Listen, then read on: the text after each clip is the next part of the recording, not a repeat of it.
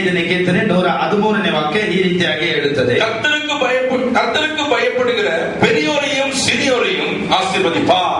ದೇವರಿಗೆ ಭಯಪಡುವ ದೊಡ್ಡವರನ್ನು ಕಿರಿಯವರನ್ನು ದೇವರು ಆಶೀರ್ವದಿಸುತ್ತಾನೆ. வேதம் சொல்கிறது, ಸತ್ಯವೇದ ಹೇಳುತ್ತದೆ, கர்த்தருக்கு பயப்படுகிற பெரியவர்களாய் இருந்தாலும் சரி, ದೇವರಿಗೆ ಭಯಪಡುವ ದೊಡ್ಡವರಾಗಿದ್ದರೂ ಸರಿ, சிறியவர்களாய் இருந்தாலும் சரி, ಚಿಕ್ಕವರಾಗಿದ್ದರೂ ಸರಿ, கர்த்தர் அவர்களை ஆசீர்வதிக்கிறார். ದೇವರು ಅವರನ್ನು ಆಶೀರ್ವದಿಸುತ್ತಾರೆ. தேவனிடத்தில் பட்சபாதம் இல்லை என்று எபிரேயர் புத்தகம் 13ஆம் அதிகாரம் சொல்கிறது. ದೇವರ ಬಳಿ ಆತನು ಪಶ್ಚಾತ್ತಾಪ ಪಡುವುದಿಲ್ಲವೆಂದು ದೇವರ ವಾಕ್ಯವು ಹೇಳುತ್ತದೆ. தேவனிடத்தில் பட்சபாதம் இல்லவே இல்லை.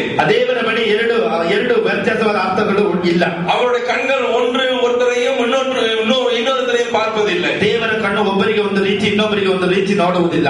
என்னுடைய தகப்பனார் உயிரோடு இருந்த நாட்களிலே, ನನ್ನ ತಂದೆ ಜೀವಂತವಾಗಿದ್ದಂತ ದಿನದಲ್ಲಿ அடிக்கடி என்னுடைய சகோதரத்திலே சொல்லுவார், ಆಗಾಗ ನನ್ನ ಬಳಿ ಸಹೋದರಿ ಬಳಿ ಹೀಗೆ ಹೇಳಿ, எங்க வீட்டுல 2 பேர் தான், ನಮ್ಮ ಮನೆಯಲ್ಲಿ ಇಬ್ಬರು ಮಾತ್ರ, நானும் என்னுடைய சகோதரியும், ನಾನು ನನ್ನ ಸಹೋದರಿ. அப்போ என் தகப்பனார் சொல்லுவாரு, ನನ್ನ ತಂದೆ ಹೇಳುತ್ತಿದ್ದರು, உங்க 2 பேரையும் ஒரே கண்ணில் நான் பார்க்கிறேன். ನಿಮ್ಮ ಇಬ್ಬರನ್ನು ನಾನು ಒಂದೇ ಕಣ್ಣಿನಲ್ಲಿ ನೋಡುತ್ತೇನೆ. ஒரு கண்ணில் வெண்ணையையும் ಒಂದು ಕಣ್ಣಿನಲ್ಲಿ ಬೆಣ್ಣೆಯು, இன்னொரு கண்ணில் நான் சுண்ணாம்பை வைத்து பார்க்கிறதில்லை. ಒಂದು ಕಣ್ಣಿನಲ್ಲಿ ಸುಣ್ಣವಂತೂ ನಾನು ಇಡುವುದಿಲ್ಲ. உங்க 2 பேரையும் ஒரೇ பிள்ளையை போல பார்க்கிறேன். ನಿಮ್ಮ ಇಬ್ಬರನ್ನು ಒಂದೇ ಮಕ್ಕಳನ್ನಾಗಿ ನಾನು ನೋಡುತ್ತೇನೆ. அதே போலதான் ಅದೇ ರೀತಿ ದೇವರು பெரியவர்களையும் சிறியவர்களையும், ದೊಡ್ಡವರನ್ನು ಚಿಕ್ಕವರನ್ನು, அவருக்கு பயப்படுகிற யாராயிருந்தாலும் சரி, ಆತನಿಗೆ ಭಯಪಡುವವರು ಯಾರಾಗಿದ್ದರೂ ಸರಿ, ஒரೇ மாதிரி அவர்களை பார்க்கிறார். ಒಂದೇ ರೀತಿ ಆತನು ನೋಡುತ್ತಾನೆ. அவர் அன்புள்ள தேவன், ಆತನು ಪ್ರೀತಿ ಉಳ್ಳ ದೇವರು, அவர் மகிமையான தேவன், ಆತನು ಮಹಿಮೆಯುಳ್ಳ ದೇವರು, பட்சபாதம் இல்லாத ஒரு தேவன், ಆತನು ಭೇದ ಭಾವ ಇಲ್ಲದಂತ ದೇವರು. யாரெல்லாம் கர்த்தருக்கு பயப்படுகிறார்களோ, ಯಾರೆಲ್ಲ ದೇವರಿಗೆ ಭಯಪಡುತ್ತಾರೋ அவர்கள் எல்லாரையும் கர்த்தர் கவனித்து பார்க்கிறார். ಅವರ ಎಲ್ಲರನ್ನು ದೇವರು ಗಮನಿಸಿ ನೋಡುತ್ತಾರೆ. எதற்கு பார்க்கிறார்? ಯಾತಕ್ಕಾಗಿ ನೋಡುತ್ತಾರೆ? அவருக்கு தேவனுடைய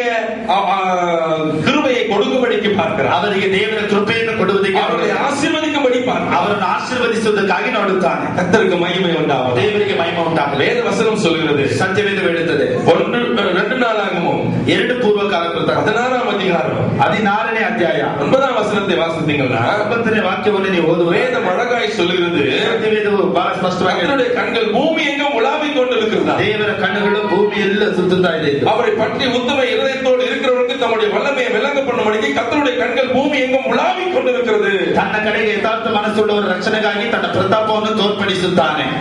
பூமி எங்கும் உலாவுகிற கர்த்தருடைய கண்களை பாருங்கள். ಭೂಲೋಕವೆಲ್ಲ ಆತನ ದೃಷ್ಟಿ ಪ್ರಸರಿಸುತ್ತದೆ ಎಂದು ಸತ್ಯವೇದ ಹೇಳುತ್ತದೆ. பூமி முழுசும் அந்த கண்கள் உலாவுகிறதா, ಭೂಲೋಕವೆಲ್ಲ ಆತನ ಕಣ್ಣು ಪ್ರಸರಿಸುತ್ತದೆ. அவரை நேர்த்தி பார்க்கிற பிள்ளைகளை அவர் ஆசீர்வதிக்கும்படிக்கு அந்த கண்கள் உலாவிக் கொண்டிருக்கு. ಆತನನ್ನು ನೋಡಿ ಕರೆಯುವ ಎಲ್ಲರನ್ನೂ ಆಶೀರ್ವದಿಸುವುದಕ್ಕಾಗಿ ಆತನ ಕಣ್ಣು ನೋಡುತ್ತಾ ಇದೆ. கர்த்தருக்கு மகிமை உண்டாகಲಿ, ದೇವರಿಗೆ ಮಹಿಮೆ ಉಂಟಾಗಲಿ. ஹalleluya, ஹalleluya, ஹalleluya, ஹalleluya. பஞ்ச காலத்துல ನಮಗೆ ಬರವಾದ ಕಾಲದಲ್ಲೂ அவர்களை உயிரோடு காக்கவும், ಅವರನ್ನು ಜೀವಿತವಾಗಿ ಕಾಯುವ கண்கள் அவர்கள் மேல் நோக்கமா இருக்கிறது என்று சங்கீதம் 33:19 சொல்கிறது. ದೇವರ ಕಣ್ಣು ಅವರನ್ನು ನೋಡುತ್ತದೆ ಎಂದು ಕೀರ್ತನೆ 33:19ನೇ ವಾಕ್ಯ ಹೇಳುತ್ತದೆ. ஹalleluya, ஹalleluya. இயேசு எவ்வளவு நேசமா இருக்கிறார் பாருங்க. ದೇವರು ಎಷ್ಟು ಪ್ರೀತಿಯಾಗಿದ್ದಾನೆ ನೋಡಿ. ನಮ್ಮ ಮೇಲೆ ಅವರಿಗೆ ಅவ்வளவு பிரியம், ನಮ್ಮ ಮೇಲೆ ಅಷ್ಟೊಂದು ಪ್ರೀತಿ, அவ்வளவு பிரியம் பாருங்க. ಅಷ್ಟೊಂದು ಪ್ರೀತಿ ನೋಡಿ. தேவனை தேடுகிற உணர்வுள்ளவன் உண்டோ என்று பார்க்க, ದೇವರನ್ನು ನೋಡುವುದಕ್ಕೆ ಗ್ರಹಿಸಿಕೊಳ್ಳುವರು ಯಾರಾದಿದ್ದಾರೆ? ಪರಲೋಕದಿಂದ ಮನುಪುತ್ರரை ಕಣ್ಣೋಕಿ பார்க்கிறார். ದೇವರು ಪರಲೋಕದಿಂದ ಮನುಷ್ಯರನ್ನು ಕಣ್ಣೆತ್ತಿ ನೋಡುತ್ತಾನೆ ಎಂದು ದೇವರು ಸಂಗೀತம் 53:2 அப்படி சொல்லுகிறது. ಕೀರ್ತನೆ 53:2 ಅದೇ ರೀತಿ ಹೇಳುತ್ತದೆ. கர்த்தரை தேடுகிறவன் இருக்கிறானா? ಆಕಾಶದಿಂದ ಮನುಷ್ಯರು ನೋಡಲಾಗಿ ಯಾರಾದರೂ ದೇವರು ನೋಡುತ್ತಾರಾ? அவனை பார்க்க வேண்டும் என்று கர்த்தருடைய கண்கள் உலாவிக் கொண்டிருக்கிறது. ಅವನನ್ನು ನೋಡುವುದಕ್ಕಾಗಿ ದೇವರ ಕಣ್ಣು ಭೂಮಿಯಲ್ಲಿ ಸಂಗೀತம் 14:2 வாசித்து பாருங்க. ಕೀರ್ತನೆ 16:2 உணர்வுள்ளவன் உண்டோ என்று பார்க்க கர்த்தர் பூலோகத்திலிருந்து, கர்த்தர் பரலோகத்திலிருந்து மனுபுத்திரரை நோக்கினார். ದೇವರು ಪರಲೋಕದಿಂದ ಭೂಮಿಯಲ್ಲಿ ಯಾರಾದರೂ ಆತನ ನೋಡುತ್ತಾರೆಂದು ಆತನ ಕಣ್ಣುಗಳು ನೋಡುತ್ತಾ ಇದೆ. இந்த வசனங்கள் இப்படி சொன்னாலும், ಈ ವಾಕ್ಯಗಳು ಹೀಗೆ ಹೇಳಿದರು. இன்றைக்கு நாம் தியானித்த வேத வசனம் சொல்கிறது, ಇವತ್ತು ನಾವು ಧ್ಯಾನಿಸುವ ಸತ್ಯವೇದ ಹೇಳುತ್ತದೆ, கர்த்தருக்கு பயப்படுகின்ற, ದೇವರಿಗೆ ಭಯಪಡುವಂತ, பெரியோரையும் சிறியோரையும், ದೊಡ್ಡವರನ್ನು ಚಿಕ್ಕವರನ್ನು கர்த்தர் ஆசீர்வதிக்கிறார். ದೇವರು ಆಶೀರ್ವದಿಸುತ್ತಾರೆ. ஹalleluya, ஹalleluya. அப்ப கர்த்தருக்கு பயப்படணும், ಅಂದ್ರೆ ದೇವರಿಗೆ ಭಯಪಡಬೇಕು. வேதம் சொல்றது கர்த்தருக்கு நீ பயப்பட வேண்டும். ಸತ್ಯವೇದ ಹೇಳುತ್ತದೆ ದೇವರಿಗೆ ಭಯಪಡಬೇಕು. ஏன் கர்த்தருக்கு பயப்பட வேண்டும்? ಯಾಕೆ ದೇವರಿಗೆ ಭಯಪಡಬೇಕು? அல்லவென்றால் அவர் நம்முடைய கண்களை நோண்டி விடுவாரா? ಇಲ್ಲಾಂದ್ರೆ ನಿಮ್ ಕಣ್ಣನ್ನು ಕಿತ್ತಾಕುತ್ತಾನಾ? இல்லென்றால் நம்மை அவர் அழித்து விடுவாரா? ಇಲ್ಲಾಂದ್ರೆ ನಮ್ಮನ್ನು ನಾಶಪಡಿಸುತ್ತಾನಾ? அவருக்கு பயப்படவில்லை என்றால் நம்முடைய ஒரே ராத்திரியில கொன்று போட்டு விடுவாரா? ನಾವು ಭಯಪಡಲಿಲ್ಲ ಅಂದ್ರೆ ಒಂದೇ ರಾತ್ರಿಯಲ್ಲಿ ನಮ್ಮನ್ನು ಕೊಂದು ಹಾಕುತ್ತಾನಾ? அப்படி இருந்தால் நமக்கு உட்கார்ந்து இருக்கிற ஒருத்தர் கூட உயிரோடு இருக்க முடியாது. ಇದ್ರೆ ನಾವು ಇಲ್ಲಿರುವಂತ ಒಬ್ಬರು ಸಹ ಇಲ್ಲಿ ಜೀವಂತವಾಗಿ ಇರುವುದಕ್ಕೆ ಸಾಧ್ಯವಿರುತ್ತದೆ. None of us here would have not been alive today if God was so God is like that. ಒಂದು ವೇಳೆ ದೇವರು ಆ ರೀತಿ ಇದ್ದಿದ್ರೆ ಇಲ್ಲಿ ಇರುವವರು ಯಾರು ಜೀವಂತವಾಗಿ ಇರುತ್ತಿರಲಿಲ್ಲ. நம்மை அழிக்க வேண்டும் என்ற எண்ணம் அவருக்கு இல்லவே இல்லை. ನಮ್ಮನ್ನು ನಾಶಪಡಿಸಬೇಕೆಂದು ಯೋಚನೆ ಆತನಿಗೆ ಇಲ್ಲ. ஆனால் நம்மை ஆசீர்வதிக்க வேண்டும் என்று கர்த்தர் விரும்புகிறார். ಆದರೆ ನಮ್ಮನ್ನು ಆಶೀರ್ವದಿಸಬೇಕೆಂದು ದೇವರು ಇಷ್ಟಪಡುತ್ತಾರೆ. வேத வசனம் சொல்கிறது, ಸತ್ಯವೇದ ಹೇಳುತ್ತದೆ, கர்த்தருக்கு பயப்படுகிற மனுஷன் ದೇವರಿಗೆ ಭಯಪಡುವಂತ ಮನುಷ್ಯ இவ்விதமாய் ஆசீர்வதிக்கப்படுவான். ಈ ರೀತಿಯಾಗಿ ಆಶೀರ್ವಾದ ಹೊಂದುವನು. ஹalleluya ஹalleluya ஹalleluya ஹalleluya ஹalleluya. ஒவ்வொரு முறையும் இந்த சங்கீதம் 127 28 வாசிக்கும் போது கீர்த்தனை 128 ನಾವು ಓದುವಾಗ வேத வசனம் சொல்றது பாருங்க, ಸತ್ಯವೇದವು ಈ கர்த்தருக்கு பயப்படுகிற மனுஷன் ಯೆಹೋವನಲ್ಲಿ ಭಯಭಕ್ತಿ ಉಳ್ಳವನಾಗಿ இவ்விதமாய் ஆசீர்வதிக்கப்படுவான். ಈ ರೀತಿಯಾಗಿ ಆಶೀರ್ವಾದ ಹೊಂದುವನು. ஆமென் ಆಮೆನ್. கர்த்தர் ஒவ்வொருவரையும் ஆசீர்வதிக்கிறார். ದೇವರು ಒಬ್ಬೊಬ್ಬರನ್ನು ಆಶೀರ್ವದಿಸುತ್ತಾರೆ. கர்த்தருக்கு கோடான கோடி ஸ்தோத்திரம் உண்டாகட்டும். ದೇವರಿಗೆ ಕೋಟ್ಯಾನು ಕೋಟಿ ಸ್ತೋತ್ರ ಉಂಟಾಗಲಿ. ஆமென் ಆಮೆನ್. ஆமென் ಆಮೆನ್. சொல்லுங்க ஹalleluya ஹalleluya. சங்கீதம் 128:4 அப்படி சொல்கிறது. ಕೀರ್ತನೆ 128 இதோ கர்த்தருக்கு பயப்படுகிற மனுஷன் ಈಗ ಯೆಹೋವನಲ್ಲಿ ಭಯಭಕ್ತಿ ಉಳ್ಳ ಪುರುಷನು இவ்விதமாய் ಈ ஆசீர்வதிக்கப்படுகிறான். ರೀತಿಯಾಗಿ ಆಶೀರ್ವಾದ ಹೊಂದುವನು. ஏன் கர்த்தருக்கு பயப்படவேண்டும்? ಯಾಕೆ ದೇವರಿಗೆ ಭಯಪಡಬೇಕು? சில வசனங்களை மாத்திரம் உங்கள் மத்தியிலே நான் வைத்து கடந்து போக ಕೆಲವು ವಾಕ್ಯಗಳನ್ನು ಮಾತ್ರ ನಿಮ್ಮ ಮುಂದೆ ಇಡಲು ಇಷ್ಟಪಡುತ್ತೇನೆ. சங்கீத புத்தகம் ಕೀರ್ತನೆ ಪುಸ್ತಕ 130வது சங்கீதத்துக்கு திருப்பிக் கொள்வோமானால் 130ನೇ ಕೀರ್ತನೆಗೆ ತಿರುಗಿಸಿಕೊಳ್ಳುವ வேத வசனம் அழகாய் சொல்கிறது. ಸತ್ಯವೇದವು ಸುಂದರವಾಗಿ ಹೇಳುತ್ತದೆ. 4வது வாக்கியத்தை வாசித்து பாருங்க. 4ನೇ ವಾಕ್ಯ ಓದಿ ನೋಡಿ. உமக்கு பயப்படும்படிக்கு ನಿನಗೆ ಭಯಪಡುವ ಹಾಗೆ உம்மிடத்தில் மன்னிப்பு உண்டு. ನಿನ್ನಲ್ಲಿ ಕ್ಷಮಾಪಣೆ ಉಂಟು. என்னை கேட்கிற கர்த்தருடைய பிள்ளையே, ನನ್ನನ್ನು ಕೇಳುವ ದೇವರ ಮಕ್ಕಳೇ, கர்த்தருக்கு ஏன் பயப்படணும்? ದೇವರಿಗೆ ಯಾಕೆ ಭಯಪಡಬೇಕು? ஆண்டவரிடத்தில் மன்னிப்பு உண்டு. ದೇವರ ಬಳಿ ಕ್ಷಮಾಪಣೆ ಉಂಟು. ஹalleluya ஹalleluya ஹalleluya ஹalleluya ஹalleluya ஹalleluya. கர்த்தருக்கு கோடான கோடி ஸ்தோத்திரம். ದೇವರಿಗೆ ಕೋಟ್ಯಾನಿ ಕೋಟಿ ಸ್ತೋತ್ರ. நாம் தேவனை பார்த்து ஏன் பயப்படுறோம்? ನಾವು ದೇವರನ್ನು ನೋಡಿ ಯಾಕೆ ಭಯಪಡಬೇಕು? It's not the fear that he is going to kill us, ಆತನು ನಮ್ಮನ್ನು ಕೊಲ್ಲುತ್ತಾನೆಂದು ಭಯ ಅಲ್ಲ. but it is a reverential fear. ಅದು ಬಂದು ನಾವು ದೇವರಿಗೆ ನಡಗಿ ಭಯಪಡುವಂತ ಒಂದು ಕಾರ್ಯ. அது எதனாலே? ಯಾತಕ್ಕಾಗಿ? அவர் என்னை மன்னிக்கிறவர், ಆತನು ನಮ್ಮನ್ನು ಕ್ಷಮಿಸುವಾತನು. என் பாவங்களை மன்னித்தவர், ನನ್ನ ಪಾಪಗಳನ್ನು ಕ್ಷಮಿಸುವಾತನು. என் குற்றங்களை மன்னித்தவர், ನನ್ನ ತಪ್ಪುಗಳನ್ನು ಕ್ಷಮಿಸುವಾತನು. என் மீறுதல்களை மன்னித்தவர், ನನ್ನ ಅಕ್ರಮಗಳನ್ನು ಮನ್ನಿಸುವಾತನು. என்னுடைய அக்கிரமங்களை மன்னித்தவர், ನನ್ನ ಅಕ್ರಮಗಳನ್ನು ಮನ್ನಿಸುವಾತನು. என்னுடைய அநியாயங்களை மன்னித்தவர், ನಮ್ಮ ಅನ್ಯಾಯಗಳನ್ನು ಕ್ಷಮಿಸುವಾತನು. நான் செய்த எல்லா குற்றங்களையும் அவர் தன்மேல் ஏற்றுக்கொண்டு என்னை மன்னித்தார். ನಾನು ಮಾಡಿದಂತ ಎಲ್ಲ ಅಕ್ರಮಗಳು ಪಾಪಗಳು ಆತನು ತನ್ನ ಮೇಲೆ ಹೊತ್ತುಕೊಂಡು ನನ್ನನ್ನು ಕ್ಷಮಿಸಿದನು. என்னை கேட்டுக்கொண்டிருக்கிற கர்த்தருடைய பிள்ளையே, ನನ್ನನ್ನು ಕೇಳುವಂತ ಪ್ರಿಯ ಜನರೇ, மன்னிப்பு ஆண்டவரிடத்தில் உண்டு. ಕ್ಷಮಾಪಣೆ ದೇವರ ಬಳಿ ಉಂಟು. அவர் மன்னிக்கிற தேவன். ಆತನು ಕ್ಷಮಿಸುವಂತ ದೇವ. வேதம் சொல்கிறது ஒருத்தர் மன்னிப்பதில் தயை பெருந்தவர். ದೇವರ ವಾಕ್ಯ ಹೇಳಿದರೆ ಅದನ್ನು ಕ್ಷಮಿಸುವುದರಲ್ಲಿ ದಯವುಳ್ಳ ದೇವರು. எப்படிப்பட்ட பாவியாய் இருந்தாலும் அவர் மன்னிக்கிறதிலே அவர் அன்புள்ளவராய் இருக்கிறார். ಎಂತಹ ಪಾಪಿಯಾದರೂ ಸಹ ದೇವರು ಕ್ಷಮಿಸುವುದರಲ್ಲಿ ಆತನು ಪ್ರೀತಿ ಉಳ್ಳ ದೇವರು. தயவுள்ளவராய் இருக்கிறார். ಆತನ ದಯವುಳ್ಳ ದೇವರು. அவரை போல ஒரு அன்புள்ள தேவனை பார்க்கவே முடியாது. ಆತನ ರೀತಿ ಪ್ರೀತಿ ಉಳ್ಳ ದೇವರನ್ನ ನಾವು ನೋಡಲು ಸಾಧ್ಯವೇ ಇಲ್ಲ. கொஞ்ச நேரத்துக்கு முன்னால நம்ம பாடணும்.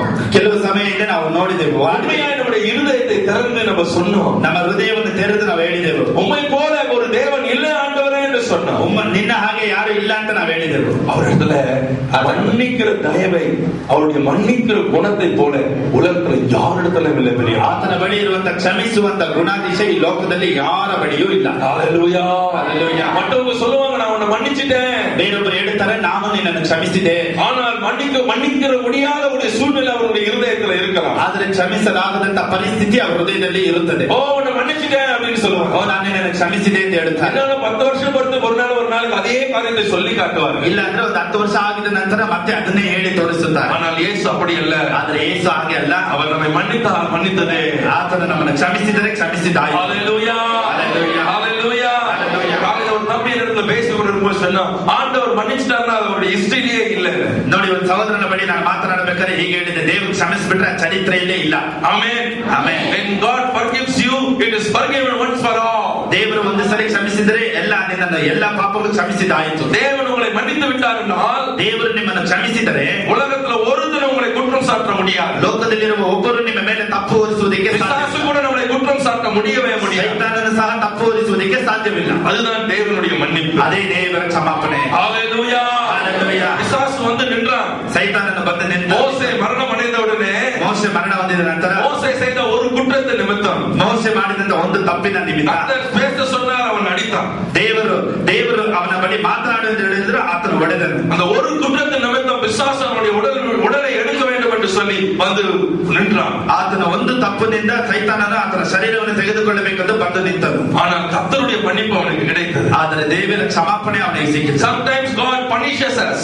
ಕೆಲವು ಸಮಯ ದೇವರು ನಮ್ಮನ್ನು ದಂಡಿಸುತ್ತಾರೆ. தண்டனை கர்த்தர் கொடுக்கிறது. ದೇವರು ನಮಗೆ ದಂಡನೆ ಕೊಡುತ್ತಾರೆ. வேதம் சொல்கிறது, ಸತ್ಯವೇದ ಹೇಳುತ್ತದೆ, தகப்பன் சிற்றியாத புத்திரன் உண்டோ?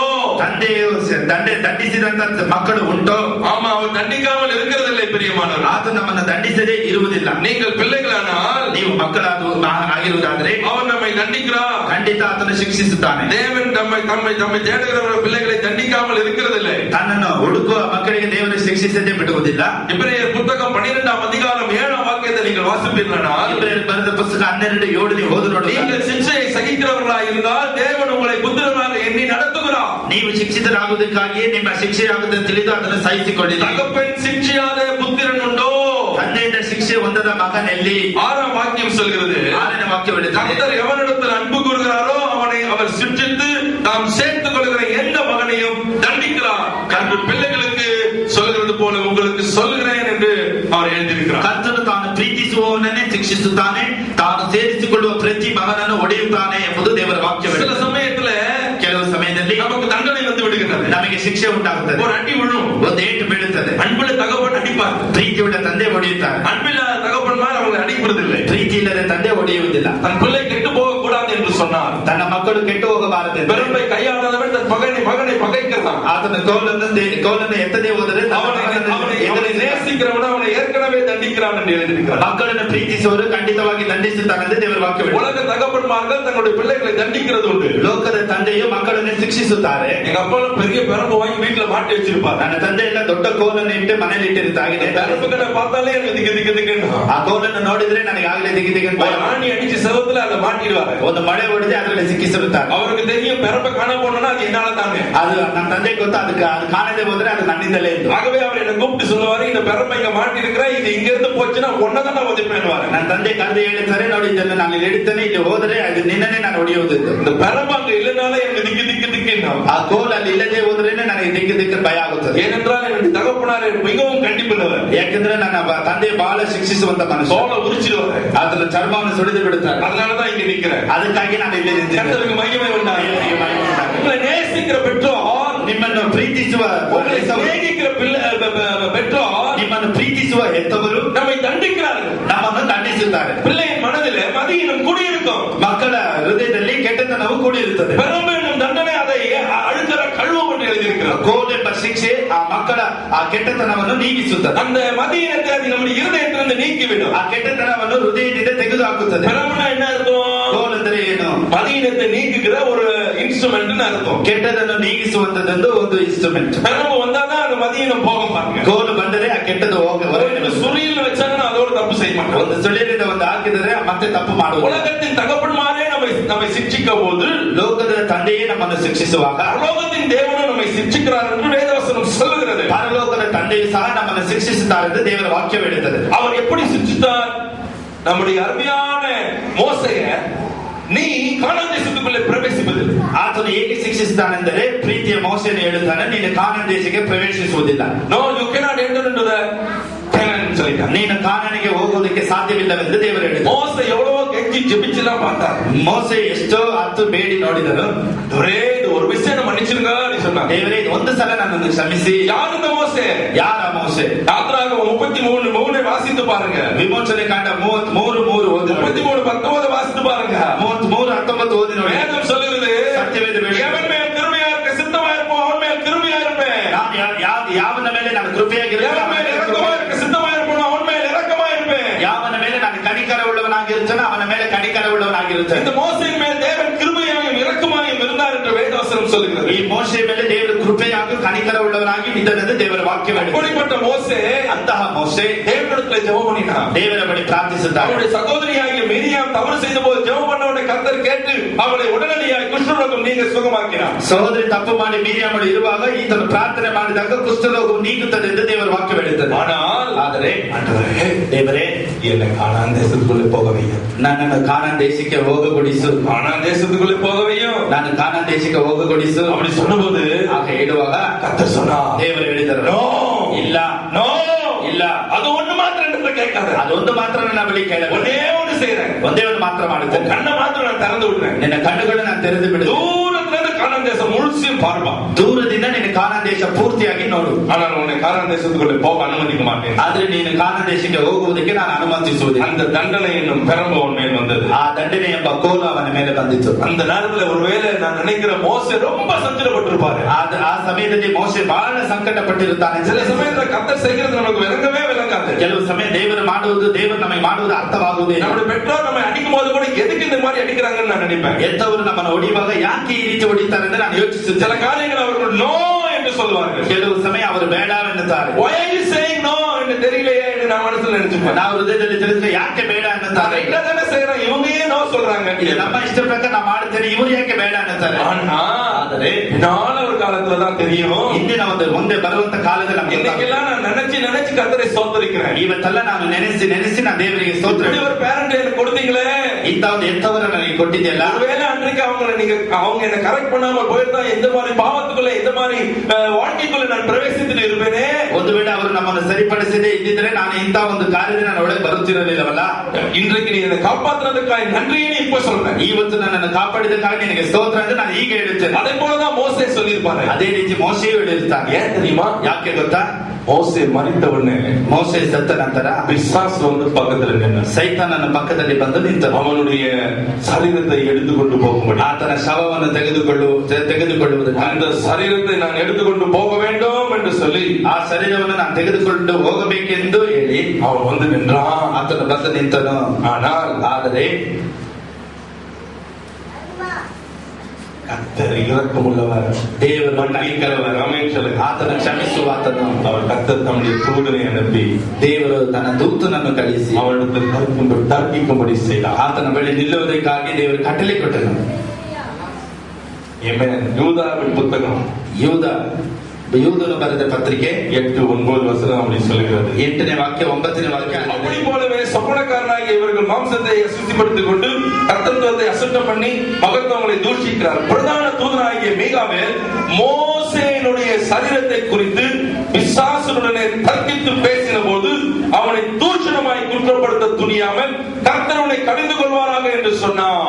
ಹೀಗಿದ್ದರೂ ಈ ಜನರು ಸ್ವಪ್ನಾವಸ್ಥೆಯಲ್ಲಿರುವವರಂತೆ ಅದೇ ರೀತಿಯಾಗಿ ಶರೀರವನ್ನು ಮಲಿನ ಮಾಡಿಕೊಳ್ಳುತ್ತಾರೆ, ಪ್ರಭುತ್ವವನ್ನು ಅಸಡ್ಡೆ ಮಾಡುತ್ತಾರೆ, ಮಹಾ ಪದವಿಯವರನ್ನು ದೂಷಿಸುತ್ತಾರೆ. ಆದರೆ ಪ್ರಧಾನ ದೇವದೂತನಾದ ಮೀಕಾಯೇಲನು ಮೋಶೆ ಶವದ ವಿಷಯದಲ್ಲಿ ಸೈತಾನನೊಂದಿಗೆ ವ್ಯಾಜ್ಯವಾಡಿ ವಾಗ್ವಾದ ಮಾಡಿದಾಗ ಅವನು ಸೈತಾನನ ಮೇಲೆ ದೂಷಣಾಭಿಪ್ರಾಯವನ್ನು ಹೇಳುವುದಕ್ಕೆ ಧೈರ್ಯಗೊಳ್ಳದೆ ಕರ್ತನು ನಿನ್ನನ್ನು ಖಂಡಿಸಲಿ ಅಂದನು. அப்படியானால் ಹಾಗೆಂದರೆ பிசாசு நாம் செய்கிற ஒவ்வொரு தப்பையும் குறித்து வைத்துக் கொண்டு ಸೈತಾನನು ನಾವು ಮಾಡುವಂತ ಒಂದೊಂದು ತಪ್ಪುಗಳನ್ನು ಆತನು ನೋಡುತ್ತಾನೆ. தேவனுடைய சமூகத்துல வந்து முறையிடுகிறான். ದೇವರ ಸಮೂಹದಲ್ಲಿ ಬಂದು ಆತನು ವಿಜ್ಞಾಪಿಸಿ தேவனிடத்துல வந்து பேசுகிறான். ದೇವರ ಬಳಿ ಬಂದು ಮಾತನಾಡುತ್ತಾನೆ. தேவனிடத்துல வந்து நம்மை குற்றப்படுத்துகிறான். ದೇವರ ಬಳಿ ಬಂದು ನಮ್ಮನ್ನು ತಪ್ಪು ಇಡುತ್ತಾನೆ. ஆனால் கர்த்தரோ, ಆದರೆ ದೇವರು ஏற்கனவே ஒரு அடி நம்மளுக்கு கொடுத்துடுறாருல, ನಮಗೆ ಫಸ್ಟೇ ಒಂದು ಏಟನ್ನು ಕೊಡುತ್ತಾರಲ್ವಾ, அதுக்காக அவருக்கு சொல்லுவார், ஐ ಆಲ್ರೆಡಿ ಗಿವನ್ ಅ ಪನಿಷ್ಮೆಂಟ್. ಅದಕ್ಕಾಗಿ ದೇವರು ಹೇಳ್ತಾರೆ, ನಾನು ಅವನಿಗೆ ಮುಂಚೆನೇ ನಾನು ದಂಡನೆ ಕೊಟ್ಟಿದ್ದೇನೆ. சொல்லுங்க. ಆಮೆನ್. ஹல்லேலூயா, ஹல்லேலூயா, ஹல்லேலூயா, ஹல்லேலூயா, ஹல்லேலூயா, ஹல்லேலூயா, ஹல்லேலூயா, ஹல்லேலூயா. பிசாசு அடிக்கிற அடி வேற, ಸೈತಾನನ ಹೊಡೆಯುವಂತ ಏಟು ಬೇರೆ, மனுஷன் அடிக்கிற அடி வேற, ಮನುಷ್ಯ ಹೊಡೆಯುವಂತ ಏಟು ಬೇರೆ. ஒரு குறிப்பிட்ட நாள் நான் சின்ன வயதுல தெருவில் உட்கார்ந்து கொண்டிருந்தேன். ಒಂದು ದಿನ ನಾನು ಬೀದಿಯಲ್ಲಿ, ಚಿಕ್ಕ ವಯಸ್ಸಿನಲ್ಲಿ ನಾನು ಹೊರಗಡೆ ಬೀದಿಯಲ್ಲಿ ಕುಳಿತಿದ್ದೆ. அப்பொழுது கொஞ்சம் பேர் விளையாடி கொண்டிருந்தார். ಕೆಲವು ಜನ ಅಲ್ಲಿ ಆಟ ಆಡುತ್ತಾ ಇದ್ದರು. ஒரு ரோட்ல வந்து 2 பேர் மேல ஒருத்தர் சைக்கிள் எடுத்து தமான் இடிச்சான். ರೋಡಿನಲ್ಲಿ ಇಬ್ಬರ ಮೇಲೆ ಒಬ್ಬರು ಸೈಕಲ್ ಬಂದು ಮೇಲೆ ಬಂದು ಗುದ್ದಿದ್ರು. ஒருத்தர் கீழே விழுந்தாரு, அவருக்கு கொஞ்சம் காயம் எல்லாம் வந்துச்சு. ಒಬ್ಬರು ಕೆಳಗಡೆ ಬಿದ್ರು, ಅವರಿಗೆ ಗಾಯವೆಲ್ಲವಾಯಿತು. அந்த சைக்கிள்ல வந்தவன எல்லாம் பிடிச்சிக்கினாங்க. ಸೈಕಲ್ ಅಲ್ಲಿ ಬಂದವನನ್ನು ಎಲ್ಲರೂ ಹಿಡ್ಕೊಂಡು எல்லாரும் பிடிச்சிக்கிட்டு அவனை இன்னைக்கு அடிக்கணும், இன்னைக்கு நாளை இந்த மாதிரி ஹாஸ்பிட்டல் அட்மிட் பண்ணி எவ்வளவு செலவு இருந்தாலும் அவளுக்கு நீ மீட் பண்ணணும்னு சொன்னாங்க. ಇವತ್ತು ಅವನನ್ನು ಹೊಡೆಯಬೇಕು, ಹಾಸ್ಪಿಟಲ್ ಎಷ್ಟೆಲ್ಲ ಖರ್ಚಾಗುತ್ತದೆ ಎಲ್ಲ ಅವನೇ ನೋಡಿಕೊಳ್ಳಬೇಕಂತ. அவனே ஒரு சின்ன பையன் தான், ಅವನು ಒಬ್ಬ ಚಿಕ್ಕ ಹುಡುಗನೇ. அவன் சைக்கிள் அப்பதான் கத்துக்கிட்டா, அவன் வந்து இடிச்சு விட்டான். ಸೈಕಲ್ ಅನ್ನು ಅವನ ಆಗಲೇ ಕಲಿತುಕೊಂಡ ಬಂದು ಗುದ್ದು ಬಿಟ್ಟನು. அங்க இருக்கிறவங்கள அவனை விட்டுற மாதிரி இல்ல, ಅಲ್ಲಿ ಇರುವವರು ಅವನನ್ನು ಬಿಡುವುದಕ್ಕೆ ಬಿಡಲಿಲ್ಲ. கையை ಹೊಡಿக்கணும், அவன் காலை ಹೊಡಿக்கணும்ன்றாங்க. ಕೈ ಹೊಡಿಬೇಕು, ಕಾಲು ಹೊಡಿಬೇಕು ಅಂತ ಹೇಳುತ್ತಿದ್ದಾರೆ. அந்த பக்கத்துல ஒருத்தர் ಸೈಕಲ್ வந்தார். ಆ ಸ್ಥಳದಿಂದ ಒಬ್ಬರು ಸೈಕಲ್ ಅಲ್ಲಿ ಬಂದ್ರು. திடீர்னு நின்று பார்த்தார். ಹಾಗೆ ನಿಂತು ನೋಡಿದ್ರು. அந்த பையன் அழுகிறான் பாவம். ಆ ಮಗು ಹಾಗೆ ಅಳುತ್ತಾ ಇದ್ರೆ ஒருத்தனும் அவனுக்கு மன்னிக்கிற மாதிரி இல்லவே இல்லை. ಒಬ್ಬನು ಅವನಿಗೆ ಕ್ಷಮಾಪಣೆ ಕೊಡುವುದಕ್ಕೆ ಸಾಧ್ಯವಾಗ್ತಾ ಇಲ್ಲ. இவர் அங்க நின்று பார்த்துட்டே இருந்தார். ಇವರು ಅಲ್ಲಿಂದ ನೋಡ್ತಾ ಇದ್ದಾರೆ. திடீர்னு சைக்கிள் நிறுத்தினார். ತಕ್ಷಣ ಸೈಕಲ್ ಅನ್ನು ನಿಲ್ಲಿಸಿ ಸ್ಟ್ಯಾಂಡ್ போட்டாரு. ಸ್ಟ್ಯಾಂಡ್ ಹಾಕಿದ್ರು. இறங்கி அந்த கூட்டத்துக்குள்ள வந்தார். ಇಳಿದು ಜನರ ಮಧ್ಯೆ ಬಂದ್ರು. எல்லாரும் ஒத்தி போகிறாங்க. ಎಲ್ಲರೂ ಆ ಕಡೆ ಹೋಗಿ சின்ன பையனை கூப்பிட்டாரு. ಆ ಚಿಕ್ಕ ಹುಡುಗನನ್ನು ಕರೆದರು. ರಾಸ್ಕಲ್ ஏன்டா சைக்கிள் ஓட்டுன? ಯಾಕೆ ಸೈಕಲ್ ಅಲ್ಲಿ இப்படியாடா சைக்கிள் ஓட்டுறது? ಈಗ ಸೈಕಲ್ ಓಡಿಸೋದು இப்படியாடா ஓட்டுறது? ಈ ರೀತಿಯ ಓಡಿಸೋದು. ஒரே அறை கொடுத்தாரு. ಹಾಗೆ ಒಂದು ಏಟ್ ಹಾಕಿ சைக்கிள் எடுத்து ஓடுறாங்க. ಸೈಕಲ್ ತಗೊಂಡು ಓಡಂದ್ರು. அவன் சைக்கிள் எடுத்து ஓடிட்டான். ಆ ಸೈಕಲ್ ತಗೊಂಡು ಓಡಿದ್ರು. அவ்வளவுதான் இவரும் போயிட்டாரு. ಇವರು ಹಾಗೆ ஒரு அடி விழுந்துருச்சுல்ல, ಒಂದ್ ಏಟ್ ಬಿತ್ತಲ್ಲ, இந்த ஆளுங்கெல்லாம் சமம் நின்றுட்டாங்க. ಈ ಜನರೆಲ್ಲ ಹಾಗೆ ಸುಮ್ಮನೆ ನಿಂತರು. அதுக்கப்புறம் பாத்தீங்கன்னா ಅದಾದ್ಮೇಲೆ ನೋಡಿದ್ರೆ இன்னொரு நாள் பார்த்தா ಇನ್ನೊಂದ್ ದಿನ ನೋಡಿದ್ರೆ இந்த பையன் அந்த அப்பாவும் சைக்கிள் டபுள் போறாங்க. ಈ ಹುಡುಗನು ಆ ಅಪ್ಪನ ಸೈಕಲ್ ಡಬಲ್ ಹೋಗ್ತಾ ಇದ್ದಾರೆ. என்னடா இந்த மனுஷன் எங்க பார்த்த மாதிரி இருக்குது, இந்த பையனை எங்கேயೋ பார்த்த மாதிரி இருக்குது. ಎಲ್ಲೋ ಈ ಅಪ್ಪನನ್ನು ನೋಡಿದ್ದೀವಲ್ಲ, ಈ ಹುಡುಗನನ್ನು ಎಲ್ಲೋ ನೋಡಿದ್ದೀವಲ್ಲ ಅಂತ ಯೋಚನೆ ಮಾಡಿದ್ರು. அப்புறம் தான் தெரிஞ்சது இந்த பையன் வேற யாரும் இல்ல, இந்த மனுஷனுடைய சொந்த பையன். ಈಗ ಅವಾಗಲೇ ಗೊತ್ತಾಯ್ತಿತ್ತು ಈ ಅಪ್ಪನ ಆ ಹುಡುಗ ಬಂದು ಅವ್ರ ಮಗ ಎಂದು. இவன் மாட்டினது ஒரு ரவுடி கும்பலுக்கிட்ட. ಇವನು ಸಿಕ್ಕಿಕೊಂಡಿದ್ದ ಒಂದು ರೌಡಿ ಗುಂಪು. இவனை தப்பி கேட்கறதுக்கு அப்பா என்ன பண்ண, ஒரೇ அறை கொடுத்தாரு. அந்த அறையோட ஓடியே போயிட்டான் சைக்கிள். ಇವನನ್ನು ತಪ್ಪಿಸುವುದಕ್ಕಾಗಿ ತಂದೆ ಒಂದು ಏಟನ್ನು ಹಾಕಿ ಹಾಗೆ ಕಳಿಸಿಬಿಟ್ಟ. அதே போலதான் நம்முடைய தகப்பனாகிய இயேசு. ಅದೇ ರೀತಿ ನಮ್ಮ ತಂದೆಯಾದ ಯೇಸು ಕ್ರಿಸ್ತ நம்ம ஏதாவது இடப்படும் மடக்கு செய்ய போது ನಾವೇನಾದ್ರೂ ಒಂದು ತಪ್ಪು ಮಾಡಿದ್ರೆ ஒண்ணு கொடுப்பாரு, ಒಂದ್ ಏಟ್ ಹಾಕುತ್ತಾನೆ. அதே சமயம் ಅದೇ ರೀತಿ நம்ம தூக்கி கொண்டு சுமப்பாங்க. ನಮ್ಮನ್ನು ಹಾಗೆ ಒತ್ತುಕೊಂಡು ಹಾಗೆ செலுತ್ತಾನೆ. சோதரம் சொல்லுங்க. மன்னிக்கிறதுக்கு அவரை போல ஒரு துருங்கிடி. ನಮ್ಮನ್ನು ಕ್ಷಮಿಸುವುದಕ್ಕೆ ಆತನ ರೀತಿ ಒಬ್ಬರೂ ಇಲ್ಲ.